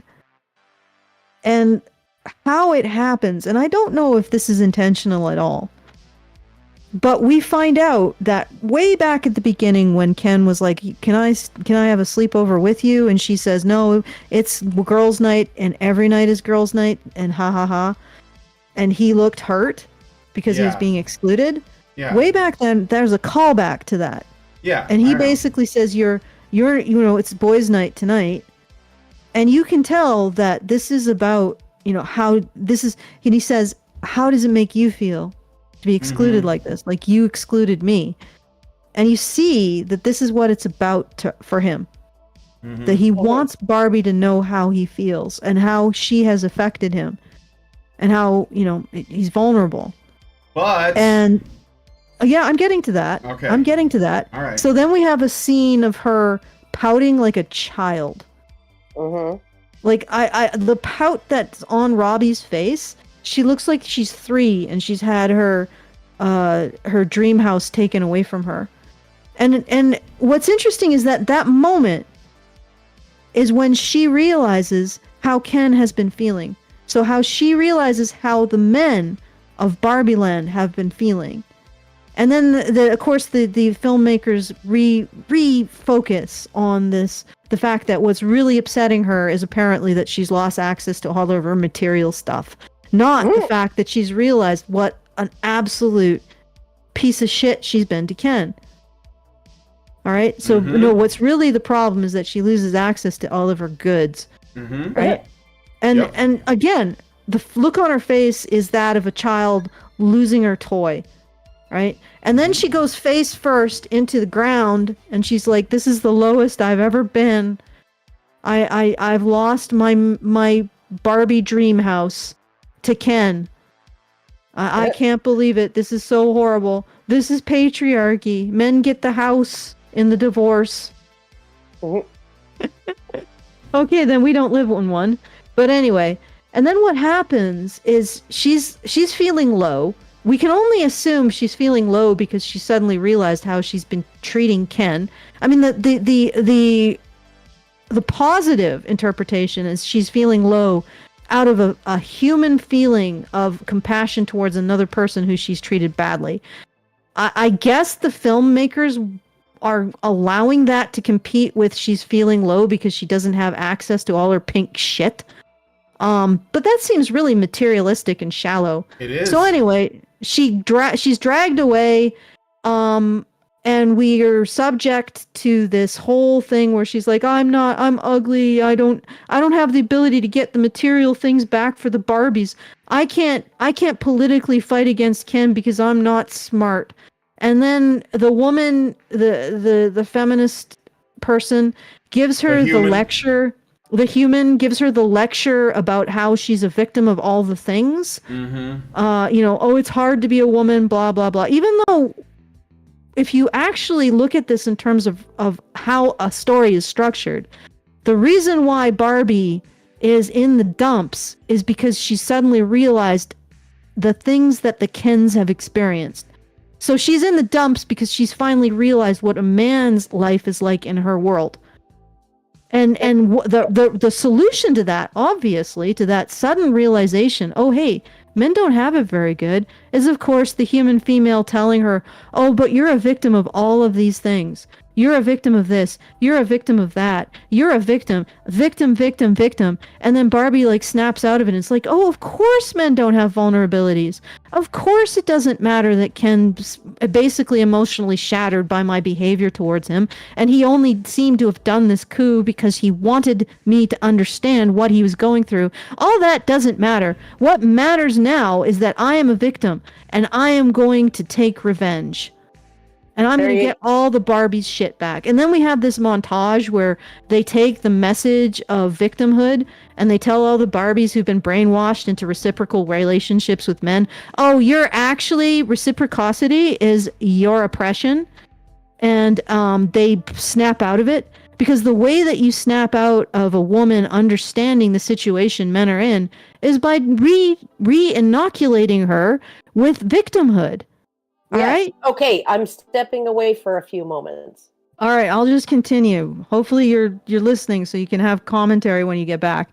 But so the way that you get women to revoke their understanding of vulnerability, the way that you get Barbie to realize that, Ken's vulnerabilities, that he just sort of were obvious to anybody who was watching this movie, how she's hurt him. The way that you oppose that is by reframing everything about how you're a victim. Okay? And so she overcomes her sadness at recognizing the situation for men by reframing everything in terms of how she's a victim as a woman. They unbrainwash all the other Barbies, which I guess all the other Barbies, just like the Kens, went to them and said, hey, this has been sort of hard on us because we're just dismissed by you. We don't have any claim to a space of our own, and you don't recognize us as our own people or people at all. Could we be more reciprocal in our relationship? And the Barbies were like, oh yeah, actually that makes sense. I'm sorry. You have feelings too. I didn't realize that. Maybe I can accommodate your feelings and we can enjoy our time together in a reciprocal relationship. A balanced dynamic between men and women. That was them being brainwashed. And the way that you unbrainwash women from wanting a reciprocal relationship with men in which they realize that it's good to make men feel good, and that it's good to also let men make you feel good. The way that you get women to end that kind of brainwashing, the kind of brainwashing that makes them twice as happy as a single woman, is by emphasizing their victimhood at the hands of men. And then they gain that inoculation of resentment and hatred and contempt for men that makes them realize that a reciprocal relationship with a man is brainwashing. And so they anti-brainwash supposedly all the Barbies by creating this cult of victimhood. And like I said, there's no explanation for how the Kens brainwashed them in the first place. No. So I got to assume that the Kens just went up to them and said, "Hey, can we just have more of an equal relationship?" And the Barbies were like, that actually, it makes sense to care about your feelings. I mean, you're another living human being. Why not? And then they came back with all these brainwashed Barbies who were brainwashed apparently by the idea of fairness and a mutual affection. And they basically said, we're going to unbrainwash you by telling you about how much of a victim you are of everything. Mm-hmm. And then the women gained their independence through resentment. And then they turned the tables on the Kens. You know how they turned the tables on the Kens? They get by them pretending to be victims. Yeah, and they get them to be jealous, so they. Well, I really want to go over the. I really want to go over the victimhood one. Okay. Because we can get into the jealousy one too.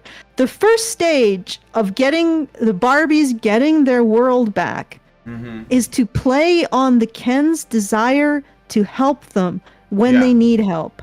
Yeah. So the Barbies distract the Kens by pretending to be victims, even though they are actual victims, allegedly. And I'm like, yep. All right, so you're saying that the way to unbrainwash the Barbies is to get them to believe that they're the victims of the Kens, and then to manipulate the Kens is to get the Kens to believe that Barbies are falsely victims of shit. Like, okay, so anyway, they manipulate the Kens' concern for them and their care for them and their desire to help them in order to distract the Kens and unbrainwash the Barbies. So, and they use the fact that the Kens care about the Barbies as a means to go grab a Barbie and explain to her how the Kens don't care about the Barbies. Yeah. Can you fucking believe, this is, how do you get through this movie without your brain breaking if you have any passing relationship to reality? But anyway. If you're looking for confirmation bias, you will find it. Yeah, so anyway, they use the fact that the Kens care about the Barbies to brainwash the Barbies into realizing the Kens don't care about the Barbies. And this all makes sense. And they gain control over Barbie Land again. They also incite, they use the Kens, like Brian was saying, jealousy for other Kens. Like they use the jealousy between the Kens against them to incite the Kens to have a dance fight of some sort and description. Yeah. During the dance fight, somehow the Kens end up reconciling. Yeah. And actually, Ken has the best line of the entire movie. It's what he wants out of life is for Barbie to fight for him. Mm-hmm. Wow. Barbie to fight for him. Barbie to grab her lady balls and take some kind of risk for Ken. That's what he wants. That's his ultimate desire in all the world. I thought that line was great. I thought it was really beautiful. And then the Kens, they have this dance off, and then they realize, what are we fighting for? Oh shit. The women are voting on the Constitution to change Barbie Land to Ken Land, which was a thing. The other way around. Yeah. Or Ken Land to Barbie Land, Kendom to Barbie Land. And strangely enough, the Kens still allowed the women to vote, but since they were distracted, only the women voted. Mm-hmm. And so they retain it as Barbie Land, take away the Kens' right to vote and hold office and anything. And and then matriarchy is restored. Mm-hmm. Good Lord. And then we find out, well, actually all of this shit was meaningless. You know why it was meaningless? All of this fight back and forth between the Kens and the Barbies. Well, not even back and forth. All the Barbies did was honestly, considering how much the Kens cared about the Barbies, why didn't the Barbies just say, hey, can we vote too? Because it sounds like the Kens would have been like, sure. Why not? Yeah. They cared that much about them. And so the end result of all of this conflict between conflict, I don't even know. Let me finish the conflict.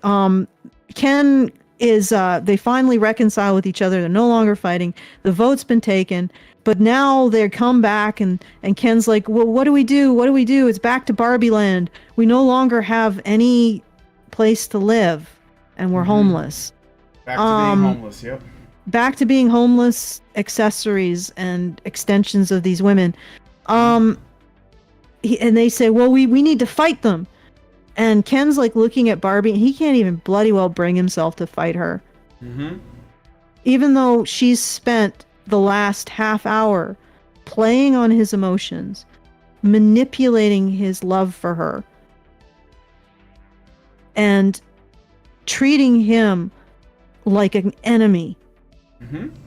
Even though this entire conflict, this entire 11th hour conflict was inspired by him simply wanting her to understand how he felt. Mm-hmm. And that never changes. And that never changes. Nope. She never comes to the realization that maybe she should get out of her head to understand another human being. Ever. But anyway, he can't even bring himself to fight her. Mm-hmm. This woman of complete disregard for him as a human being. And then, so he goes in, they have this discussion. She says she's sorry, but in a way that really doesn't suggest she understands anything that happened. Oh, I mean, she was just sorry enough to make herself feel better. Let's be real. Yeah, she's just sorry enough.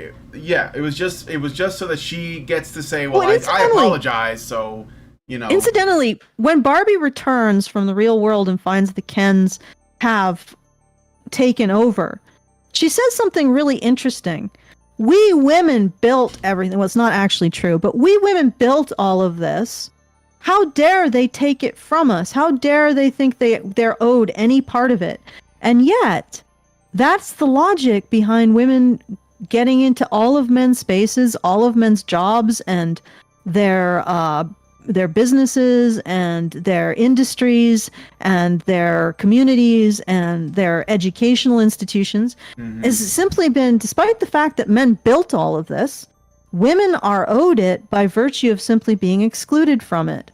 Mm-hmm. Are owed equal access, or access at all, by simply being excluded from it. But apparently that logic doesn't work with the Kens. Because women built Barbie Land, which they didn't, they are complete and total owners of it. Mm-hmm. Isn't that interesting? And they never discussed that. That logic could have excluded women from everything. Women didn't build the government. Women didn't build the army. Women didn't build the academic institutions. Women didn't build a lot of these industries that they demand access to. By Barbie Land logic, that means women don't deserve any access to them at all. Mm-hmm.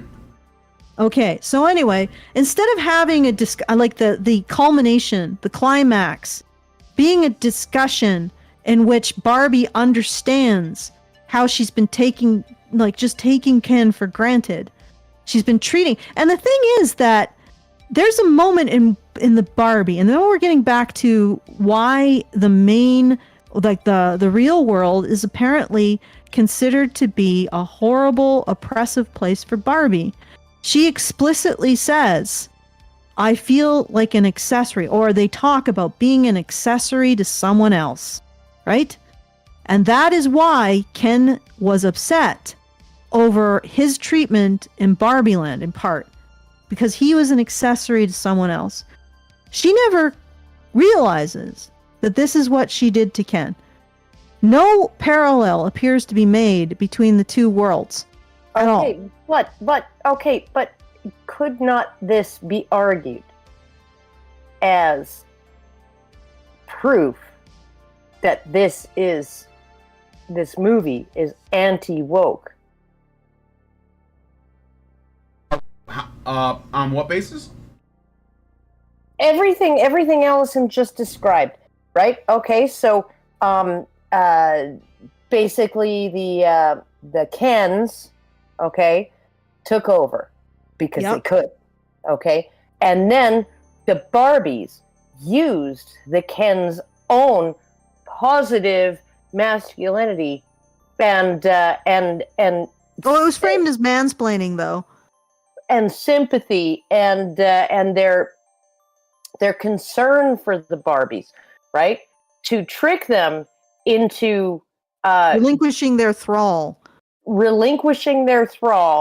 and then the women manipulated the men. The Barbies manipulated the Kens into fighting each other.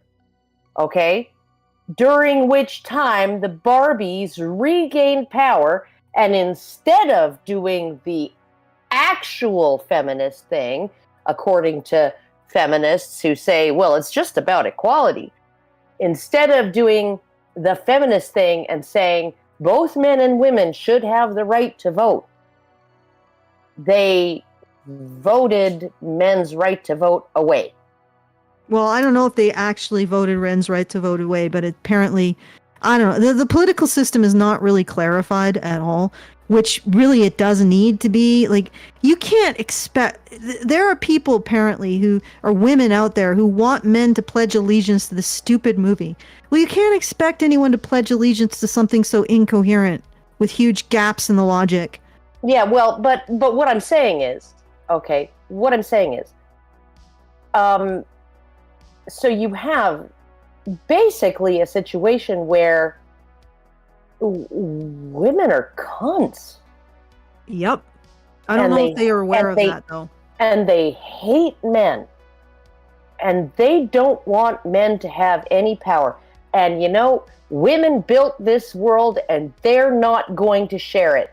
Even though in the patriarchy, in the real world, yes, men largely did build the world, and they shared it.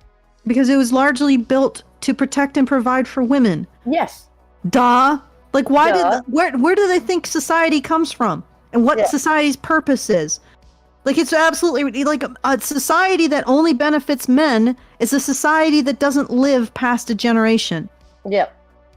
In fact, we have a genuine bias towards not benefiting men, expecting them to sacrifice for the production of society, and exclusively reserving benefit to women. So yes, and the funny thing is that the Kens are obviously, like, if the Kens can be manipulated through their care for the Barbies, they're obviously part of that same kind of system. Anyway, continue, Karen. Yeah, no, and okay, and we also have, like, I mean, I'm just going to get into real life here, not real life in the movie, but real life in real life. Like, we have this idea, right? So they have the dance competition, right? And it turns out that they resolve their differences through the dance-off, right? And they reunite, the Kens, but too late, right? Okay, but you remember the book Lord of the Flies? Yep. You remember the real life Lord of the Flies? Yep, completely different. Completely different. There was no war, there was just cooperation. You remember watching Naked and Afraid, Men versus Women, or Survivor, men versus women. The women were constantly fighting. The men were the ones who got together and cooperated. And not only that, they used mild social reproach to deal with, slackers, free riders and cheaters, right? The men used those tactics of mild social reproach. Get off your ass there, and go get some fucking fish, please, right? Do your job. But yeah, no, the men's island was like a paradise of, like, luxuries and, shelters and, like, plenty of fish and plenty of fresh water, and the women's island was a nightmare of passive aggression. And hangriness, because they didn't have any food and they were all getting hangry. It's almost as if men's cooperation is what we rely on to have a society. To do everything, to have civilization.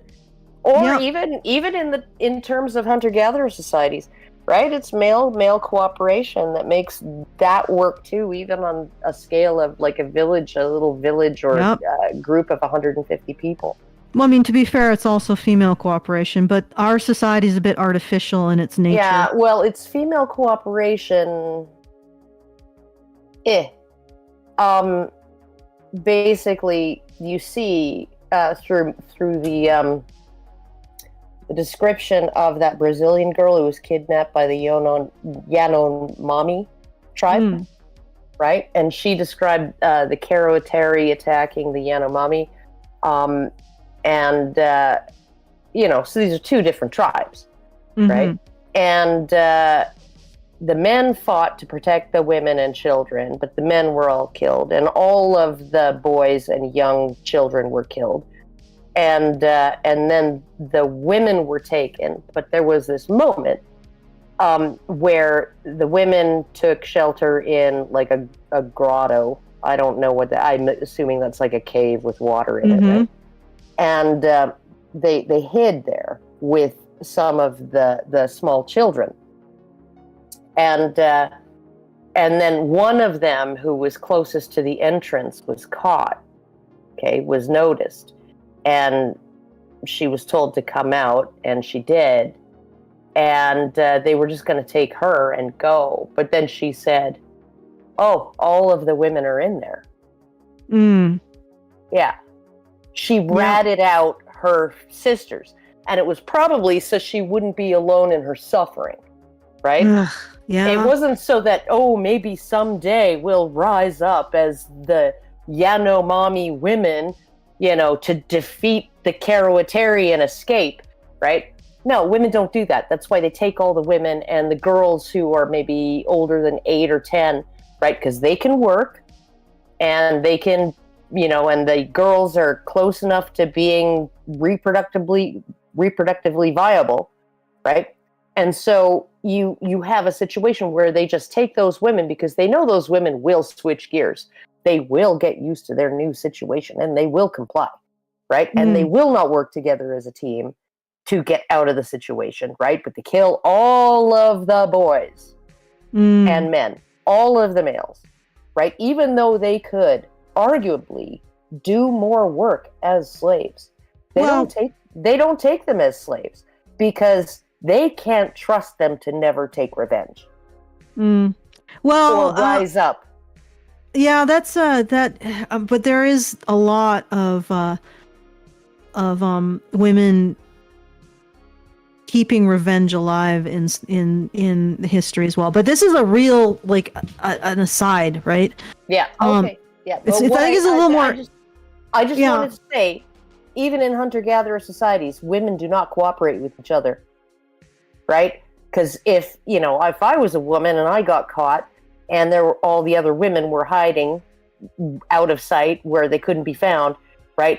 I wouldn't say, oh yeah, no, you got to go in there and find them because they're all in there. Yeah, but this could also be just one woman who's a bitch. Anyway, or it could be characteristic. Yeah, it could be characteristic. You don't think that there's such a thing as the woman who's just like, if they've done studies on, if you have a choice, right? You get a $100 pay raise and your colleague gets nothing, or you get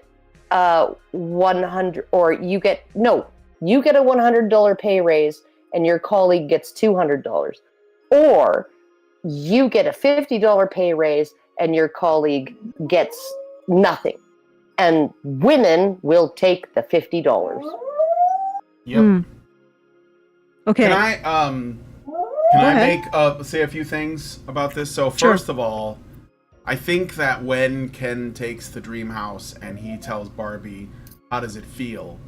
I think we have to bear in mind that this is an inversion of the real world. So pretend that Ken is a woman in the human world and Barbie is a man. And she does this because she feels like he has kept things from her. So we're not meant to see this as a man losing, taking a house from a woman. I don't think. I think that there's something about the inversion of the matriarchal society. Also, it's very telling what Greta Gerwig believes a matriarchy should look like, and as a counter to the patriarchy. So the matriarchy the Barbies live in is what she believes the patriarchy in the real world is. I know it sounds ridiculous, but you can see it in the movie.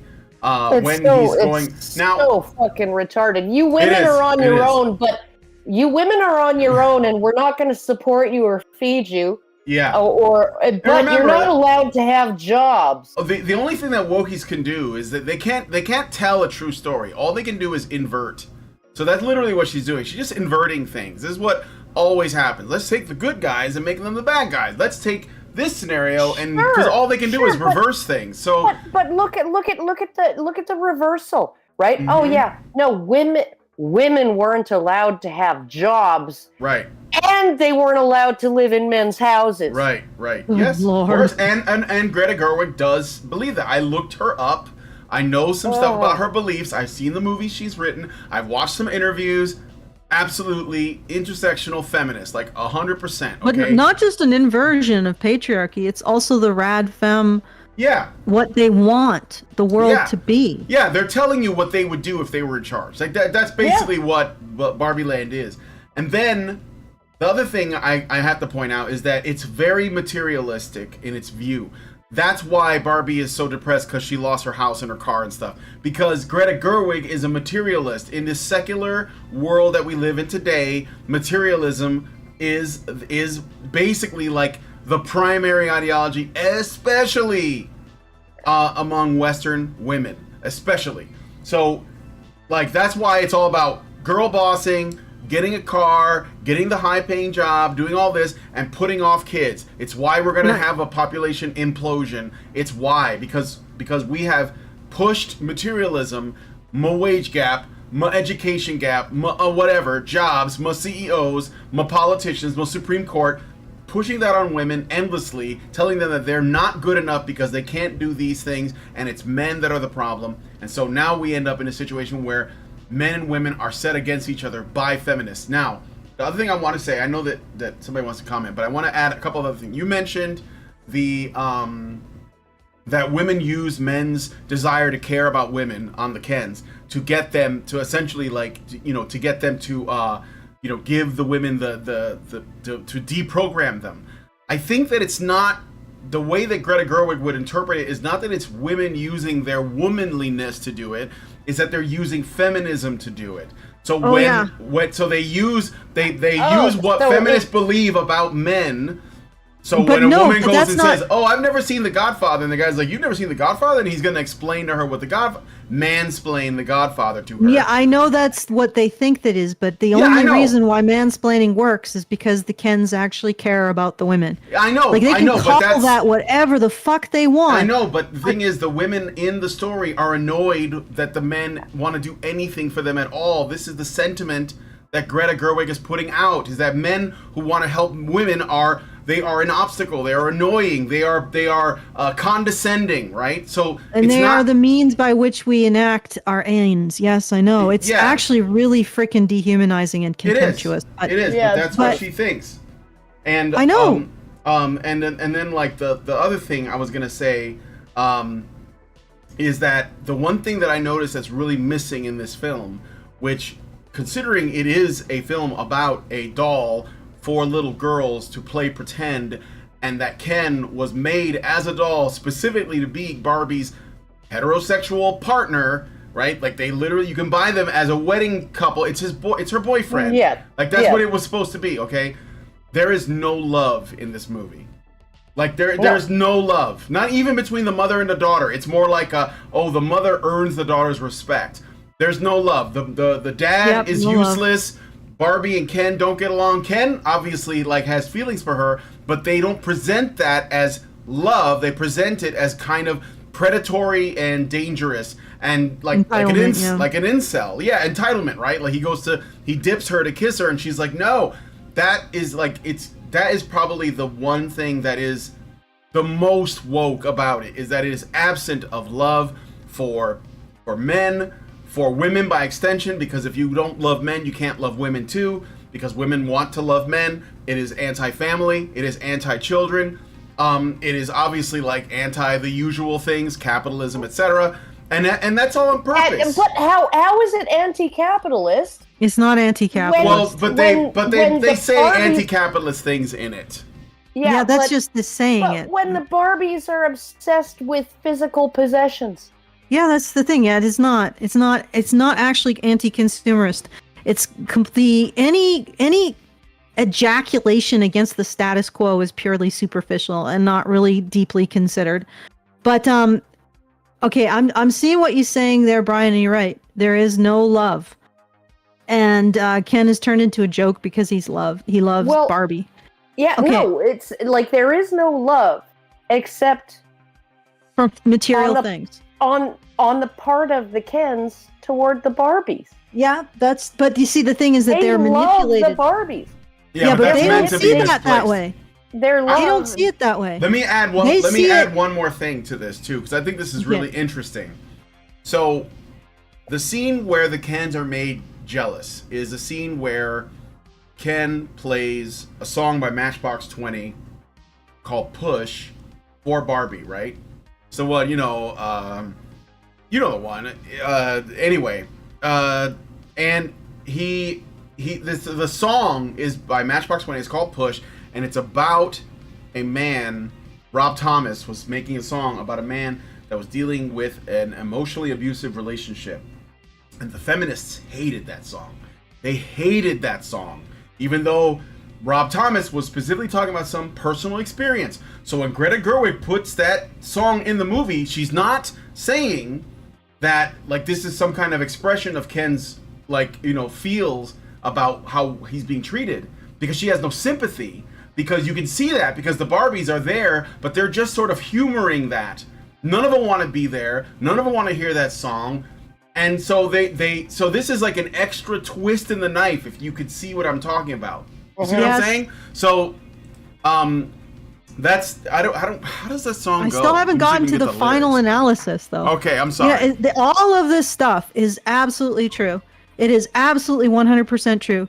This fight between the Barbies and the Kens, the fact that the Barbies resent the fact that, or come to resent through feminist indoctrination into their victimhood, they come to resent the reciprocal relationship with the Kens.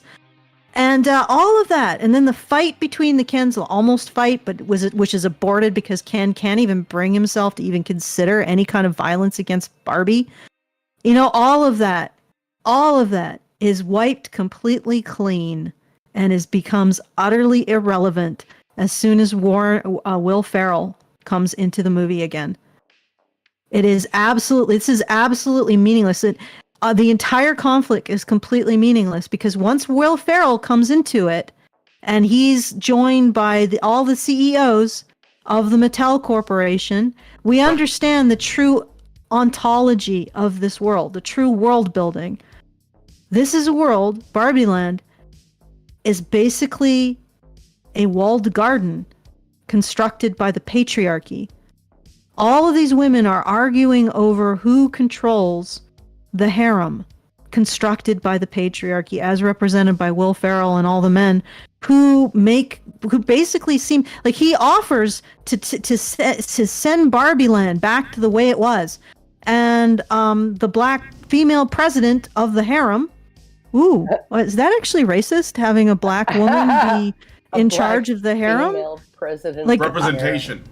There are lots of little black girls that you're saw not that getting and said, "Oh my God, you're I not could getting be what president." I'm saying, Brian. I do get you're what not you're getting saying. it. I am getting what you're saying. A black woman in charge of the harem. Yeah, I know. Maybe they could have the next Barbie can be Black Eunuch Barbie. Mm-hmm. Oh no. No, what we should have is Black House N-word Barbie. Yeah. Okay. So anyway, the female black president says to Warren Ferrell, who basically functions as God. Will Ferrell. Will Ferrell. Sorry, I got too patriarchal there for a moment. She says to Will Ferrell, "No, we can't go back to the way we were." And then she immediately apologizes to Weird Barbie for calling her Weird Barbie. I'm like, lady, that was your choice. That was entirely under your control whether or not you did that. Why do you have to ask Will Ferrell to give you permission to stop being a bitch? Anyway, but the final conclusion of all of this, and I do not know how this just slipped by them, is that Barbie Land is a walled garden created by patriarchs. Yeah. Period. And all of this contest between the Kens and the Barbies fighting over who rules Barbie Land, irrelevant. Because it's a walled garden, like it's every bit of it, all of it. Its very existence owes its existence to patriarchy, to the patriarchy of the Mattel boardroom. So I'm like, how did you not notice that, friends? How did you just did that just pass your notice? Well, but okay, so maybe what essentially what it means. I'm trying to find something coherent to make out of this. It's nothing given that I haven't seen the movie. But okay, so the C-suite of the Mattel Corporation, which are all men, okay, are in charge construct the reality the Barbies live in. They construct Barbie Land. Yes. And that's obvious because Will Ferrell says he can just make it the same it was before, right? Yeah. Okay. But originally they constructed a pure matriarchy where men were oppressed. Mm-hmm. And then the moment that women asked them, okay, to reconstruct a pure matriarchy where men were oppressed, the men went along and did it. The patriarchal men went along and did it. Well, but the women said no because they insulted the weird Barbie or something. We don't really know what happens to the male Barbies after this. One of the guys goes up to the president and is like, can we have a Supreme Court justice? And she's like, no. So one would have to assume that it just goes back to the way it was. And yes, like the male patriarch will make the female walled garden, the harem, into whatever the women in the harem want. If they want pink Cadillacs, he'll do that for them. If they want Playmobiles or like the Barbie mansions, he'll do that for them too. If they want a bunch of men with no genitals to hang out with, he'll go raid some African villages and get them some men with no genitals to hang out with. You know, the patriarch will do what these white Western. Oops, sorry. I guess it's a little more diverse than white. These Western women want. Yeah. They'll construct a perfect garden of materialism for them to exist within. And not just that, they can maintain this perfect garden of materialism by embracing women's victimhood. So they are victims of this perfect garden of materialism. All they have to do is maintain their belief that they're victims of Ken. And they have a materialist utopia. And that is ironically, they have no fucking clue what they wrote. But they wrote a complete and utter deconstruction of the bullshit of our world. And I think it's because this woman Greta just took her brain out and splatted it down on the counter and then picked it up and thought she's writing one thing, but no, she was actually writing the contents of her own id. There is one hitch though.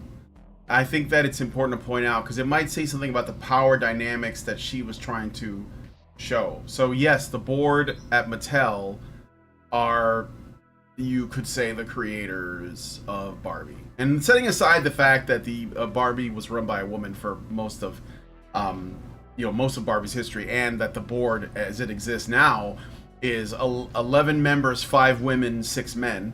But setting that aside, one thing that does sort of stand out, and it is a scene they put in there. So there's a moment in the film when Will Ferrell, the CEO and the board, realize that Barbie and Ken have like entered the real world and they gotta make it right. And he's like, there's gonna be consequences and they can't be measured, right? We don't know, it's gonna be bad or whatever. And they don't really, like, you get the sense they're not going to follow up on that. And I saw Ben Shapiro's review, and he said that nothing happens, but he's wrong. Something does. The one thing that happens is this, and this is what I think is kind of interesting. When they get back to Barbie Land after it's been taken over by the patriarchy, which just works, by the way, Ken has taken over the dream house and called it the Mojo Dojo Casa House. And when he does that, when he declares that and he puts like saloon doors on it and there's like a big pickup and all this, basically every male stereotype that feminists hate is in the building, like mini fridges and beers and all that. In the real world, Will Ferrell gets a call from Mattel, the factory, and they're like, we have this new product. It's the Mojo Dojo Casa House, and it's selling like crazy. And Will Ferrell has to stop it. He's like, no, it's already happening. So Ken's decisions in Barbie Land affect the real world. So, and he doesn't know it probably, but he makes a decision to create his pad and rename it, and it affects the real world. So it's like the threat of patriarchy extends outside of Barbie Land, and it influences the real world. But Will Ferrell says we got to stop it. So how do we know that it was Barbie's actually overcoming the Kens, or was it Will Ferrell saying no? We gotta cancel this product line. You see, the meta of this movie is so bizarre. How can you expect anybody? It's only when Ken relinquishes power that things get fixed in the real world, I think. I mean, like, how can a woman go to this movie and be like, you got to pledge allegiance to my horse, which is my general, like Caligula. Yeah. Like, how can a woman gobbledygook? You got to pledge allegiance to this gobbledygook, or I don't want to be your woman. Brain vomit. Don't think, feel. Yeah, but how can a woman do that? Like, this is incomprehensible schlock. There was this one guy who went in and was like confirming this woman's feels. I'm like, I would run from this dude. Mm-hmm. I would run far and fast if you are spouting this incomprehensible gook and he's like, yes, this is reality and you need me to keep affirming your fucked up reality because no other man will. Yeah, you don't want to be around a guy like that. Yeah. That's a red flag, ladies. Yeah. So sorry, go ahead. At most, right? If you can't accept this movie as a parody of feminism, right? Then you can only accept it or enjoy it if it's fun. But no, I haven't heard anybody say that it's fun that wasn't fully on board with the feminism. I'm just saying that this person accidentally made an insightful critique of the world as it is. The patriarchy has constructed a walled garden of perfect female materialism. And all you have to do as a woman to keep it is play the victim of the very society that's constructed a walled garden of materialism. Unfortunately, I mean, there is sort of like some realities here that you can't keep spending your grandchildren's money when you're not having any grandchildren. But though we don't have to worry about that until the supply line breaks down. But the other thing I wanted... All of these women will be dead by then. So oh yeah, they won't have to worry. I mean, I'm already like... We're already working on... hunting, gardening.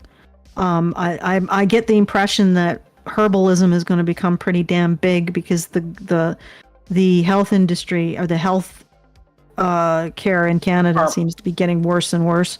Yeah. But anyway, the other thing I wanted to point out. Oh damn! I have lost the thing. Brian, use your patriarchal powers to put me in your thrall so I can remember. What are you talking about? What? Yeah, put me in your thrall so I can remember the thing that I forgot. I don't know. She forgot what she was gonna say. Don't you have that? What? Don't you have that power? To get into my brain no, and make me do things? I don't know what you were gonna say. Yeah, I'm sorry if I'm not a man. Your omniscience isn't sufficient. Patriarchy hurts men too, I guess. So. Yeah. Well, there was something else that I was gonna say that was pertinent. So ultimately, at the end of the day, there's this sort of like dream sequence where, this was it. At least this was part of it. There's this dream sequence where the creator of Barbie talks to Barbie and basically says, well, actually, it's not really a dream sequence, but I know what you mean. Yeah.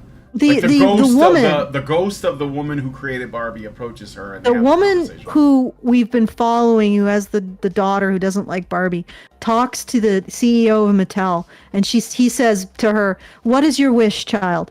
And she wants ordinary Barbie, which who the hell wants to play with that? But anyway, he says, "Yeah, sure, we'll do it." She wants a Barbie that doesn't make women feel insecure, because women are so shallow and so insecure and so narcissistic, they can't even enjoy toys. And I'm pretty sure that little girls would be fine with it. Remember, it's the adult woman that's asking for that. The adult. Well, you know, Brian, adult women are more victims than girls. Yes. Okay. So then they have the little girl asks, well, what does Barbie get? And then we have the sequence with the creator of Barbie. And the creator of Barbie essentially says, well, Barbie says, I would like to become a real girl. And the creator's like, yeah, I don't do that. All you have to do, Barbie, is think that you are a girl and you are one. Oh. Yeah, you got to get the trans message in there too. Well, they do it a couple times. I guess we're doing this now. I'm okay with it. But I just want to say that was that. And once again, the feminists prove my nemesis, Joseph Campbell Wright. Yeah. Femininity is where everyone is going to. Femininity and femaleness is the end goal. This is what he said when a woman came up to him and said, well, what about the hero's journey for women? And incidentally, there is one. We just destroyed it. Mm-hmm. But in order to construct the feminist wretch. But he said, well, there is none, because femaleness and femininity is what we are all striving for. So you can't be the thing that we're striving for and be the thing that strives for it. And yet, in this movie, once again, feminists prove, and through their writing, that they think the most important thing about a woman is that she is a woman, that she has a vagina. Femininity is the thing that everyone's getting towards, trying to get to. Yeah, that's how materialist it is. Basically, a woman is defined by her genitals, period. Except they're not. Except when women have penises, right? If you believe you're a girl, you're a girl. Yeah, and then she gets a vagina somehow. And then she goes to a gynecologist appointment, which she needs to be talked up for. You know, like she's having her vagina examined and the other woman is like, you got this. I'm like, what the fuck? What is this like a... Like, is she trying out for vaginal Cirque du Soleil? Like, what the fuck? Is this a Barbie? Or is it's a Barbie. Real... But she's in the real world now, so she's a real girl. She got a vagina. So the culmination of this entire fucking movie is she goes to a gynecologist appointment. There was a Ken. Yes. No penis. Who wished to be a Barbie, and therefore became a Barbie. No, it was a Barbie who wished to be a real girl and therefore became a real girl by wishing. She just had to want to be a girl and she became a real girl and she had a vagina. And then she went to the gynecologist. This is okay, I know, Karen, this is difficult to comprehend, but this happened in the movie. And people brought their small children to this. Yes. Yeah. Why? I mean, why? Are you saying it's not appropriate? What are you talking about? And also, like literally, the end of her non-hero's journey, because this female character had absolutely no growth, no character arc. The end of everything was her realizing that she was enough, and that by wishing she could have a vagina, that she did. And the end. And it's like, you are proving Joseph Campbell right, and that really pisses me off. Okay, I think yeah. We do have a super chat that I wanna celebrate really quick. Okay, yeah. Please give me something to celebrate because I think I've had enough. All right, so some random lurker gave us a super chow of looks like $1,200. It says salute for the awesome work you do. Yeah, it's gone through, so it's pretty amazing. I don't. It is. I got to do this, I guess. And his name is John C. Dun, dun, dun, dun, dun, dun, dun, dun. Thank you. If you didn't put a name, I won't put a name It to just it. says But thank you very much. Lurker, so no name. Yeah, this individual has put through some super chows in the past, so it was very much appreciated. Like Badger Chan is jumping on JoJo's head. Doink, doink. Yeah, no, like totally. JoJo. That is something to celebrate, it is it not, Karen? Well, yeah, but not on JoJo's head. You gotta move Badger Chan out over to the other side. I know. Yeah, JoJo can't stay still. He's got to move around. I was a little bit worried it might be Remote Ruby or Richard B. Because I'm like, I don't know. He's been giving a lot, and I'm like, it always worries me a bit. It's just like you're not dying, are you? You know what I mean? Well, yeah. But this is somebody else, so thank you. Maybe he just got an inheritance. Yes. Or something else. No, I really appreciate it. It just makes me I think worry that's up to sometimes. like $80 million now. Holy shit! Okay, fine. You can put in as much as you like if you've won $80 million. Yeah, well, I mean, obviously not more than $80 million. I promise you, I wouldn't be here. If one of our listeners won $80 million, before taxes, so who knows what I expect 50% of net. Okay, can I just be honest? Like, I decided, because I'm doing a writing, and I decided, okay, if I'm gonna write, I gotta read what people are writing today. You know what I mean? Mm-hmm. And this does eventually relate to. Oh, actually, let me get back to the feminism and Barbie before I get into this. The other thing that I note about this is not only is this basically a walled garden of materialism constructed for women by the patriarchy, it also indulges some of their insecurities about the men in it. Because the Kens, I think, considering how good looking the Kens are, they probably represent that 5% on Tinder that women are all flocking to, or the women on Tinder are flocking to. And those women really want that Ken doll to commit to them. But in this movie, what they get to experience is a Ken doll that commits to them without ever having to actually have the relationship with him, which I imagine really soothes the insecurities about the whole situation, if that makes sense. You know, they get to have that top 5% without actually following through on it. I don't know whether that makes sense, but I'm going to mute myself for a moment. I don't think the average moviegoer is going to get any of that. No, of course they're not. Yeah, they're just gonna walk away feeling empowered. Which, okay, by nothing. So the next they have to come back to another Mattel hit to feel more empowered by nothing. There's probably gonna be like a spike in breakups and shit and divorces, but I hope not. But I mean, the movie's still making a lot of money, so apparently, like whatever is in it is not enough to deter any women, from going anyways. So it says a lot about women, is all I'm saying.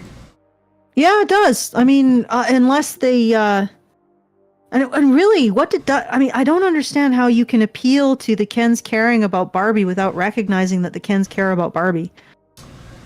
They'll just say, "Oh no, they feel entitled to Barbie. They feel entitled to her body. Feel entitled to help her." Jeez, what a horrible form of entitlement. Good Lord, we usually consider that to be part of a good relationship. But anyway, I want to thank PLM for $10 as well, and Aaron W for $50. Thank you. I don't want to miss them. That's really nice. Thank you. My spoon is too big. I know Anonymous with his $1,200 support was definitely huge. Big boost. Yeah. Thank you. Kaboom. All right. Kaboom. Now, I'll go back to what I was saying. So, as somebody who's attempting to do the writing thing, I decided that I should read books that are being published today. So I went to Goodreads. Incidentally, I didn't know this, but Goodreads has a non-ironic misandry tag in which women who want to indulge in their hatred of men can get the not insignificant number of books specifically designed to do that. Mm. As if I needed any more hatred towards the world and its contents. But anyway. So I went and I looked at the Goodreads top 50 science fiction and top 50 fantasy.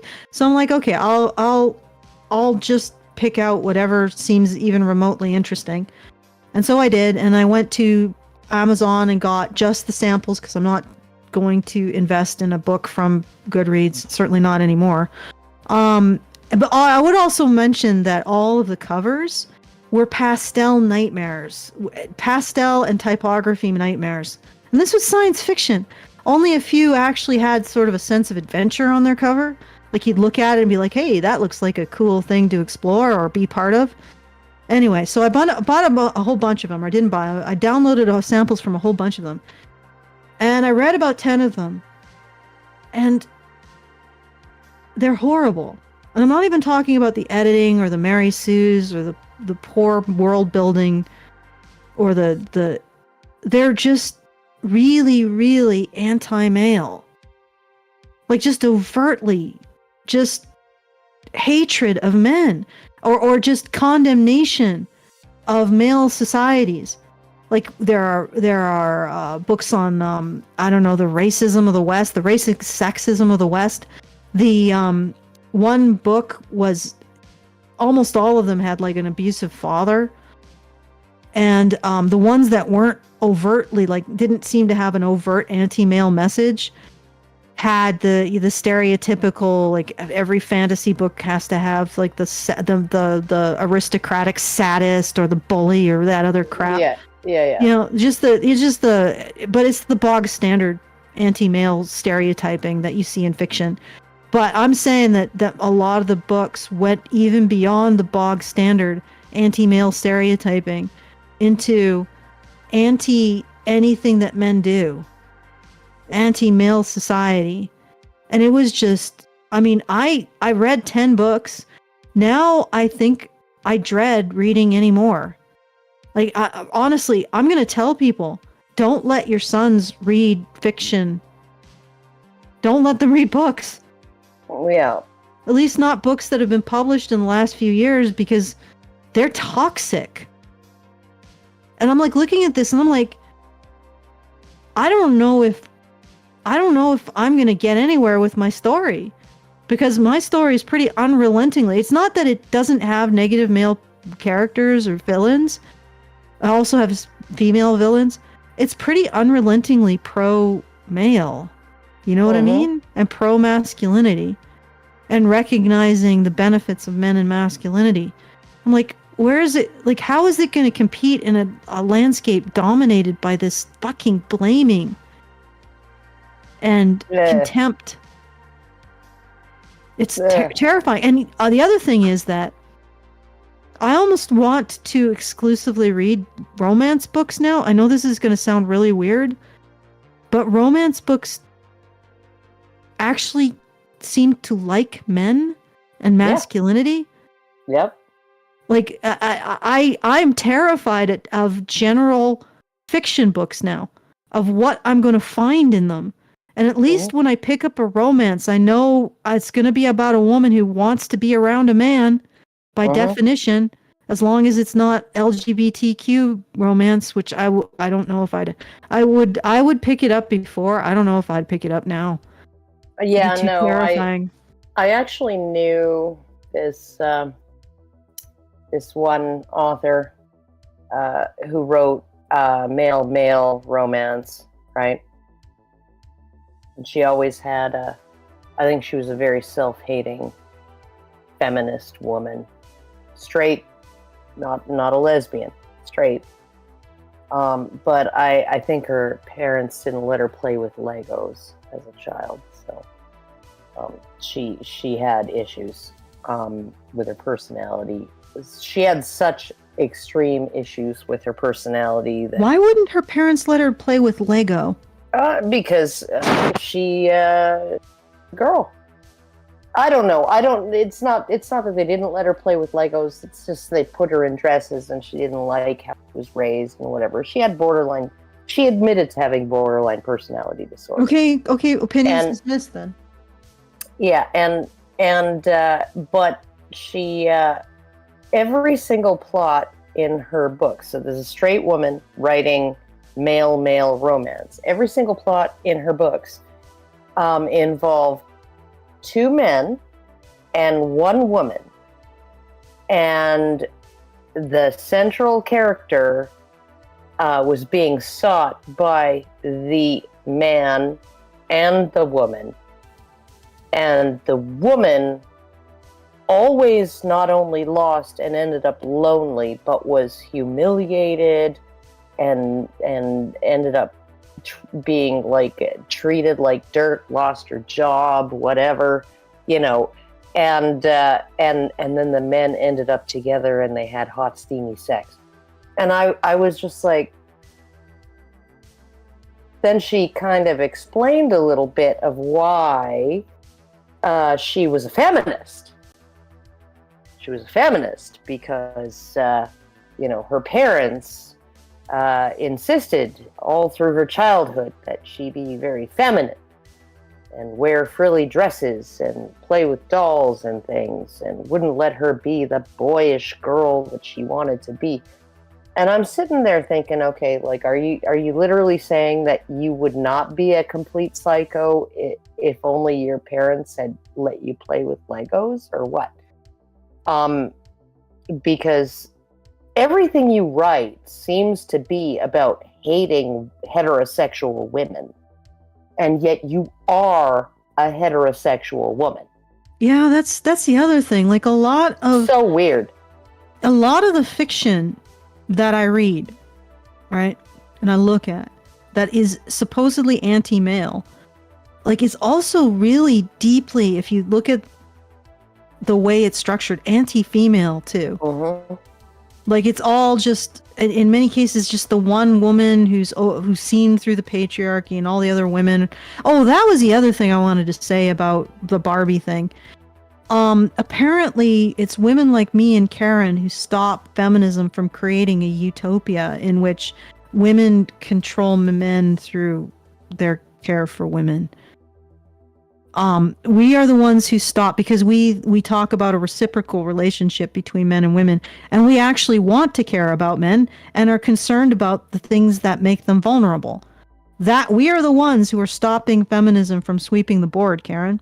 That's another thing that I got out of the Barbie movie. Yeah, no, I find it hilarious because, I am in a largely traditional relationship with my husband. He earns the money, he's the provider. I make a little, but it's just nominal. It's like a couple $100 a month, something like that. He's the one who keeps us in, keeps me in wine and cigarettes and the dogs in kibble, and lets me spring for $150 worth of groceries and beer for my now today 21-year-old son, who came over and cut all our extremely long grass the other day. Today turned 21, my youngest. And but it's like he does that, and I do all the cooking and the cleaning and the most of the light yard work and all of the housework and all of the laundry and all of those things, and I and all of the car maintenance and all of the driving and all of certain other things that men tend to be pushed into doing. So it's like, but we do have a relationship where he basically provides all of the relevant money, right? All of the money that keeps us afloat, and I manage that money, and I do all of the domestic chores, and it's like, yeah, no, and we genuinely like each other. We do get frustrated with each other. We do bicker and argue at times. There are times when one or the other of us feels unappreciated, right? But we've been together for like almost 13 years now. And we've been doing it this way for probably the last 8. Yeah. And the thing is that and feminists would call your situation oppression. And I have had a feminist call my situation basically oppression and betaing, or whatever the hell they said. Where I'm they said they implied that you were the subservient house N-word for your husband. And then you were like, no, he does all the dishes and the housework and everything and the cooking. Well, most of it anyway. Most of it, yeah. And then they said, oh, so he's a beta male. And it's how do you fucking win? How do you win? You don't. You just become a miserable single woman like them. And yes, single women, twice as miserable. Like married women are twice as likely to be very happy relative to single women. So, nope. You guys are full of crap. You are not enjoying yourselves. Ironically, married men are, they don't have that happiness disparity between single men, and that men don't have the same, the gap, the extent of the gap. Really? Because the GSS, right? Okay. Go ahead. Let me conclude what I had to say. Okay. No, it was about the writing, and I just like the books that I've seen now are just awful. I mean, actually, they make Barbie seem sort of almost less mean-spirited, shall we say? Astoundingly.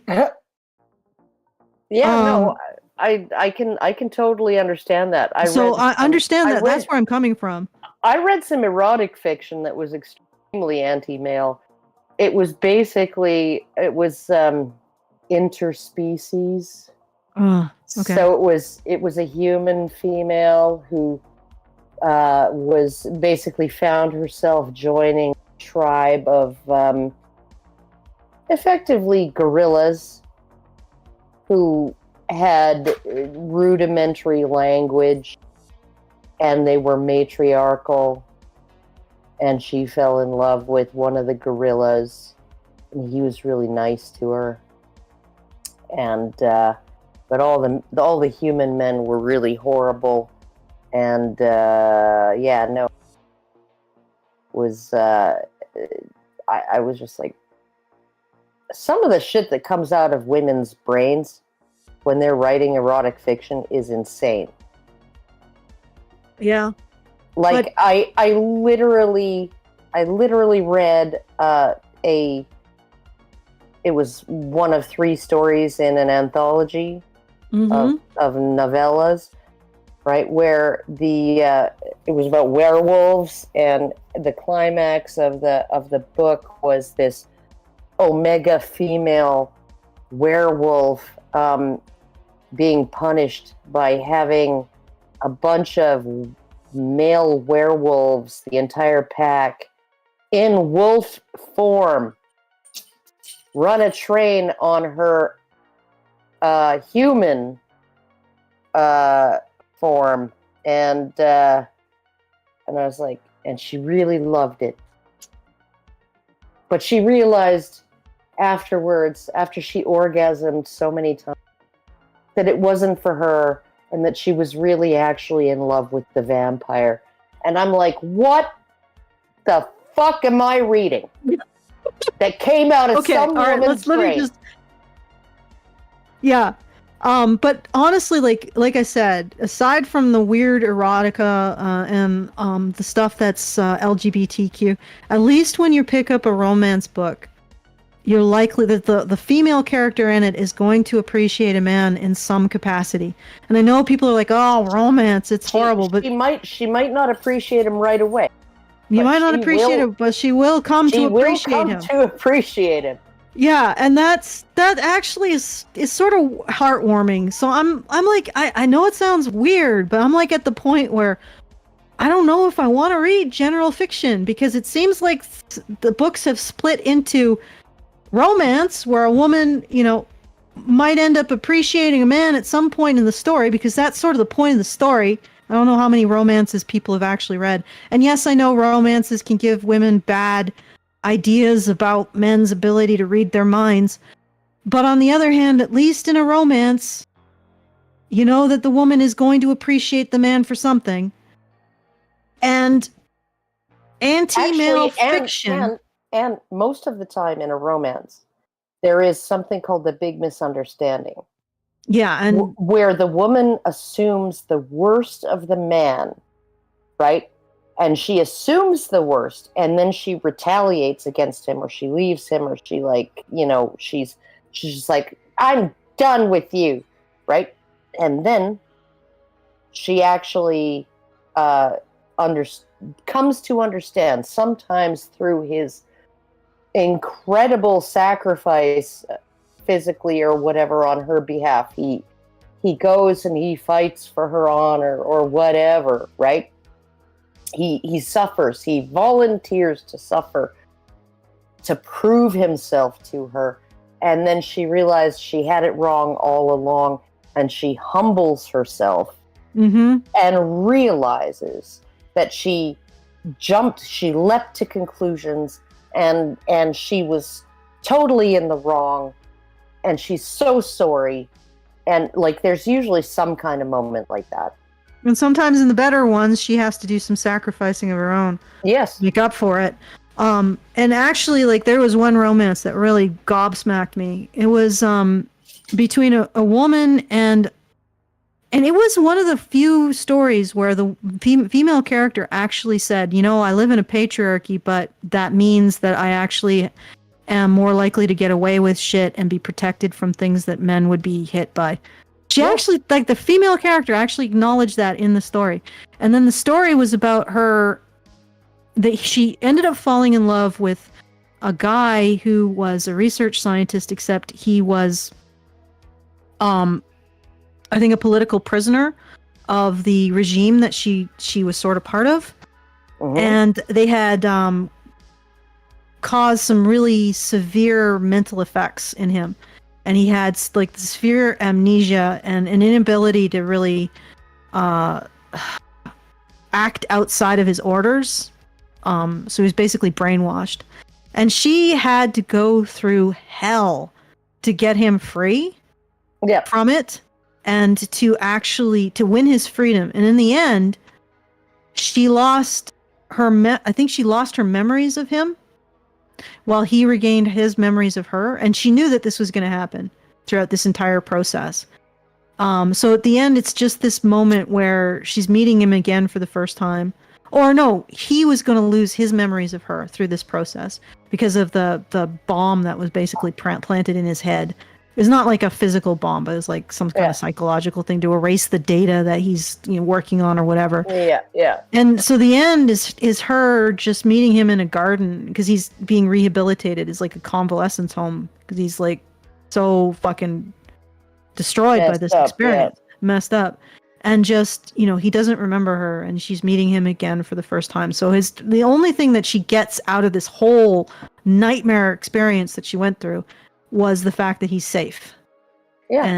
And the possibility of a future relationship with him if they can reconnect. So it was actually this really heartwarming, heartrending romance. Very, very top tier as far as I'm concerned. Yeah, you even look at the first Jason Bourne movie. Mm-hmm. Very similar to that, where she she kind of gets dragged along Refresh, with him. Brian, if you. Yeah. What? Oh, refresh. Okay. Yeah. Sorry if this is boring, Brian, but we're trying to like stoke. I think we're trying to stoke up our morale after that. Oh well, I mean, okay. But basically, like they go through all this shit together. They just get thrown together like by chance, by random chance. And she helps him out, and she helps him while he's struggling through getting some kind of memory of what's going on, some kind of understanding of what's happening to him back, right? And then he helps her escape, and then he manages to facilitate his own escape, and then he finds her after, right? But it's just like, it is this thing where he's just like, yeah, no, you helped me through something. Like, I was literally gonna die if you didn't help me. And you did, and you risked your life helping me. And I didn't know at the time that is what I was asking of you, right? But it's like, so you go, be safe. And then he went and found her afterwards, after everything was had all blown over, and it's just like, funny how heartwarming that is. Yeah, it really is. It really is, and it's like, and romance gets mocked to hell, and yet, in many ways, I'm prepared to say it's about the only thing worth reading now. Yeah, no, and oh God, what was it? The one with Madeline Stowe and Bruce Willis, where they're in the Congo. That was another kind of, and then you look at Last of the Mohicans, and all of these movies where women actually grab their lady balls and earn something. Yeah. It's very satisfying. What a surprise. And it's so funny because that's what I really found why I found that to be the best line. I want Barbie to fight for me. Well, unfortunately, Ken, Barbie is a solipsistic child who fights for no one but her own material pleasure. There you go. So. She's not even a maiden, because maidens in fairy tales had to have courage. True. She's just she's just a wretch. Okay. Oh. All right. I got another super chow. Let me just read that really quick. And thank you too.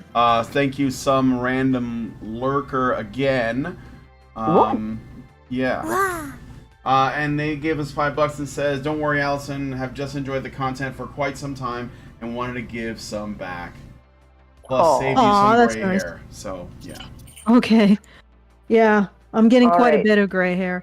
All right, and I want to thank Orange Crow for $100 towards the fundraiser. So thank you, Orange Crow, very much appreciated. Let me see. Maybe I have something for that. Party time! Excellent!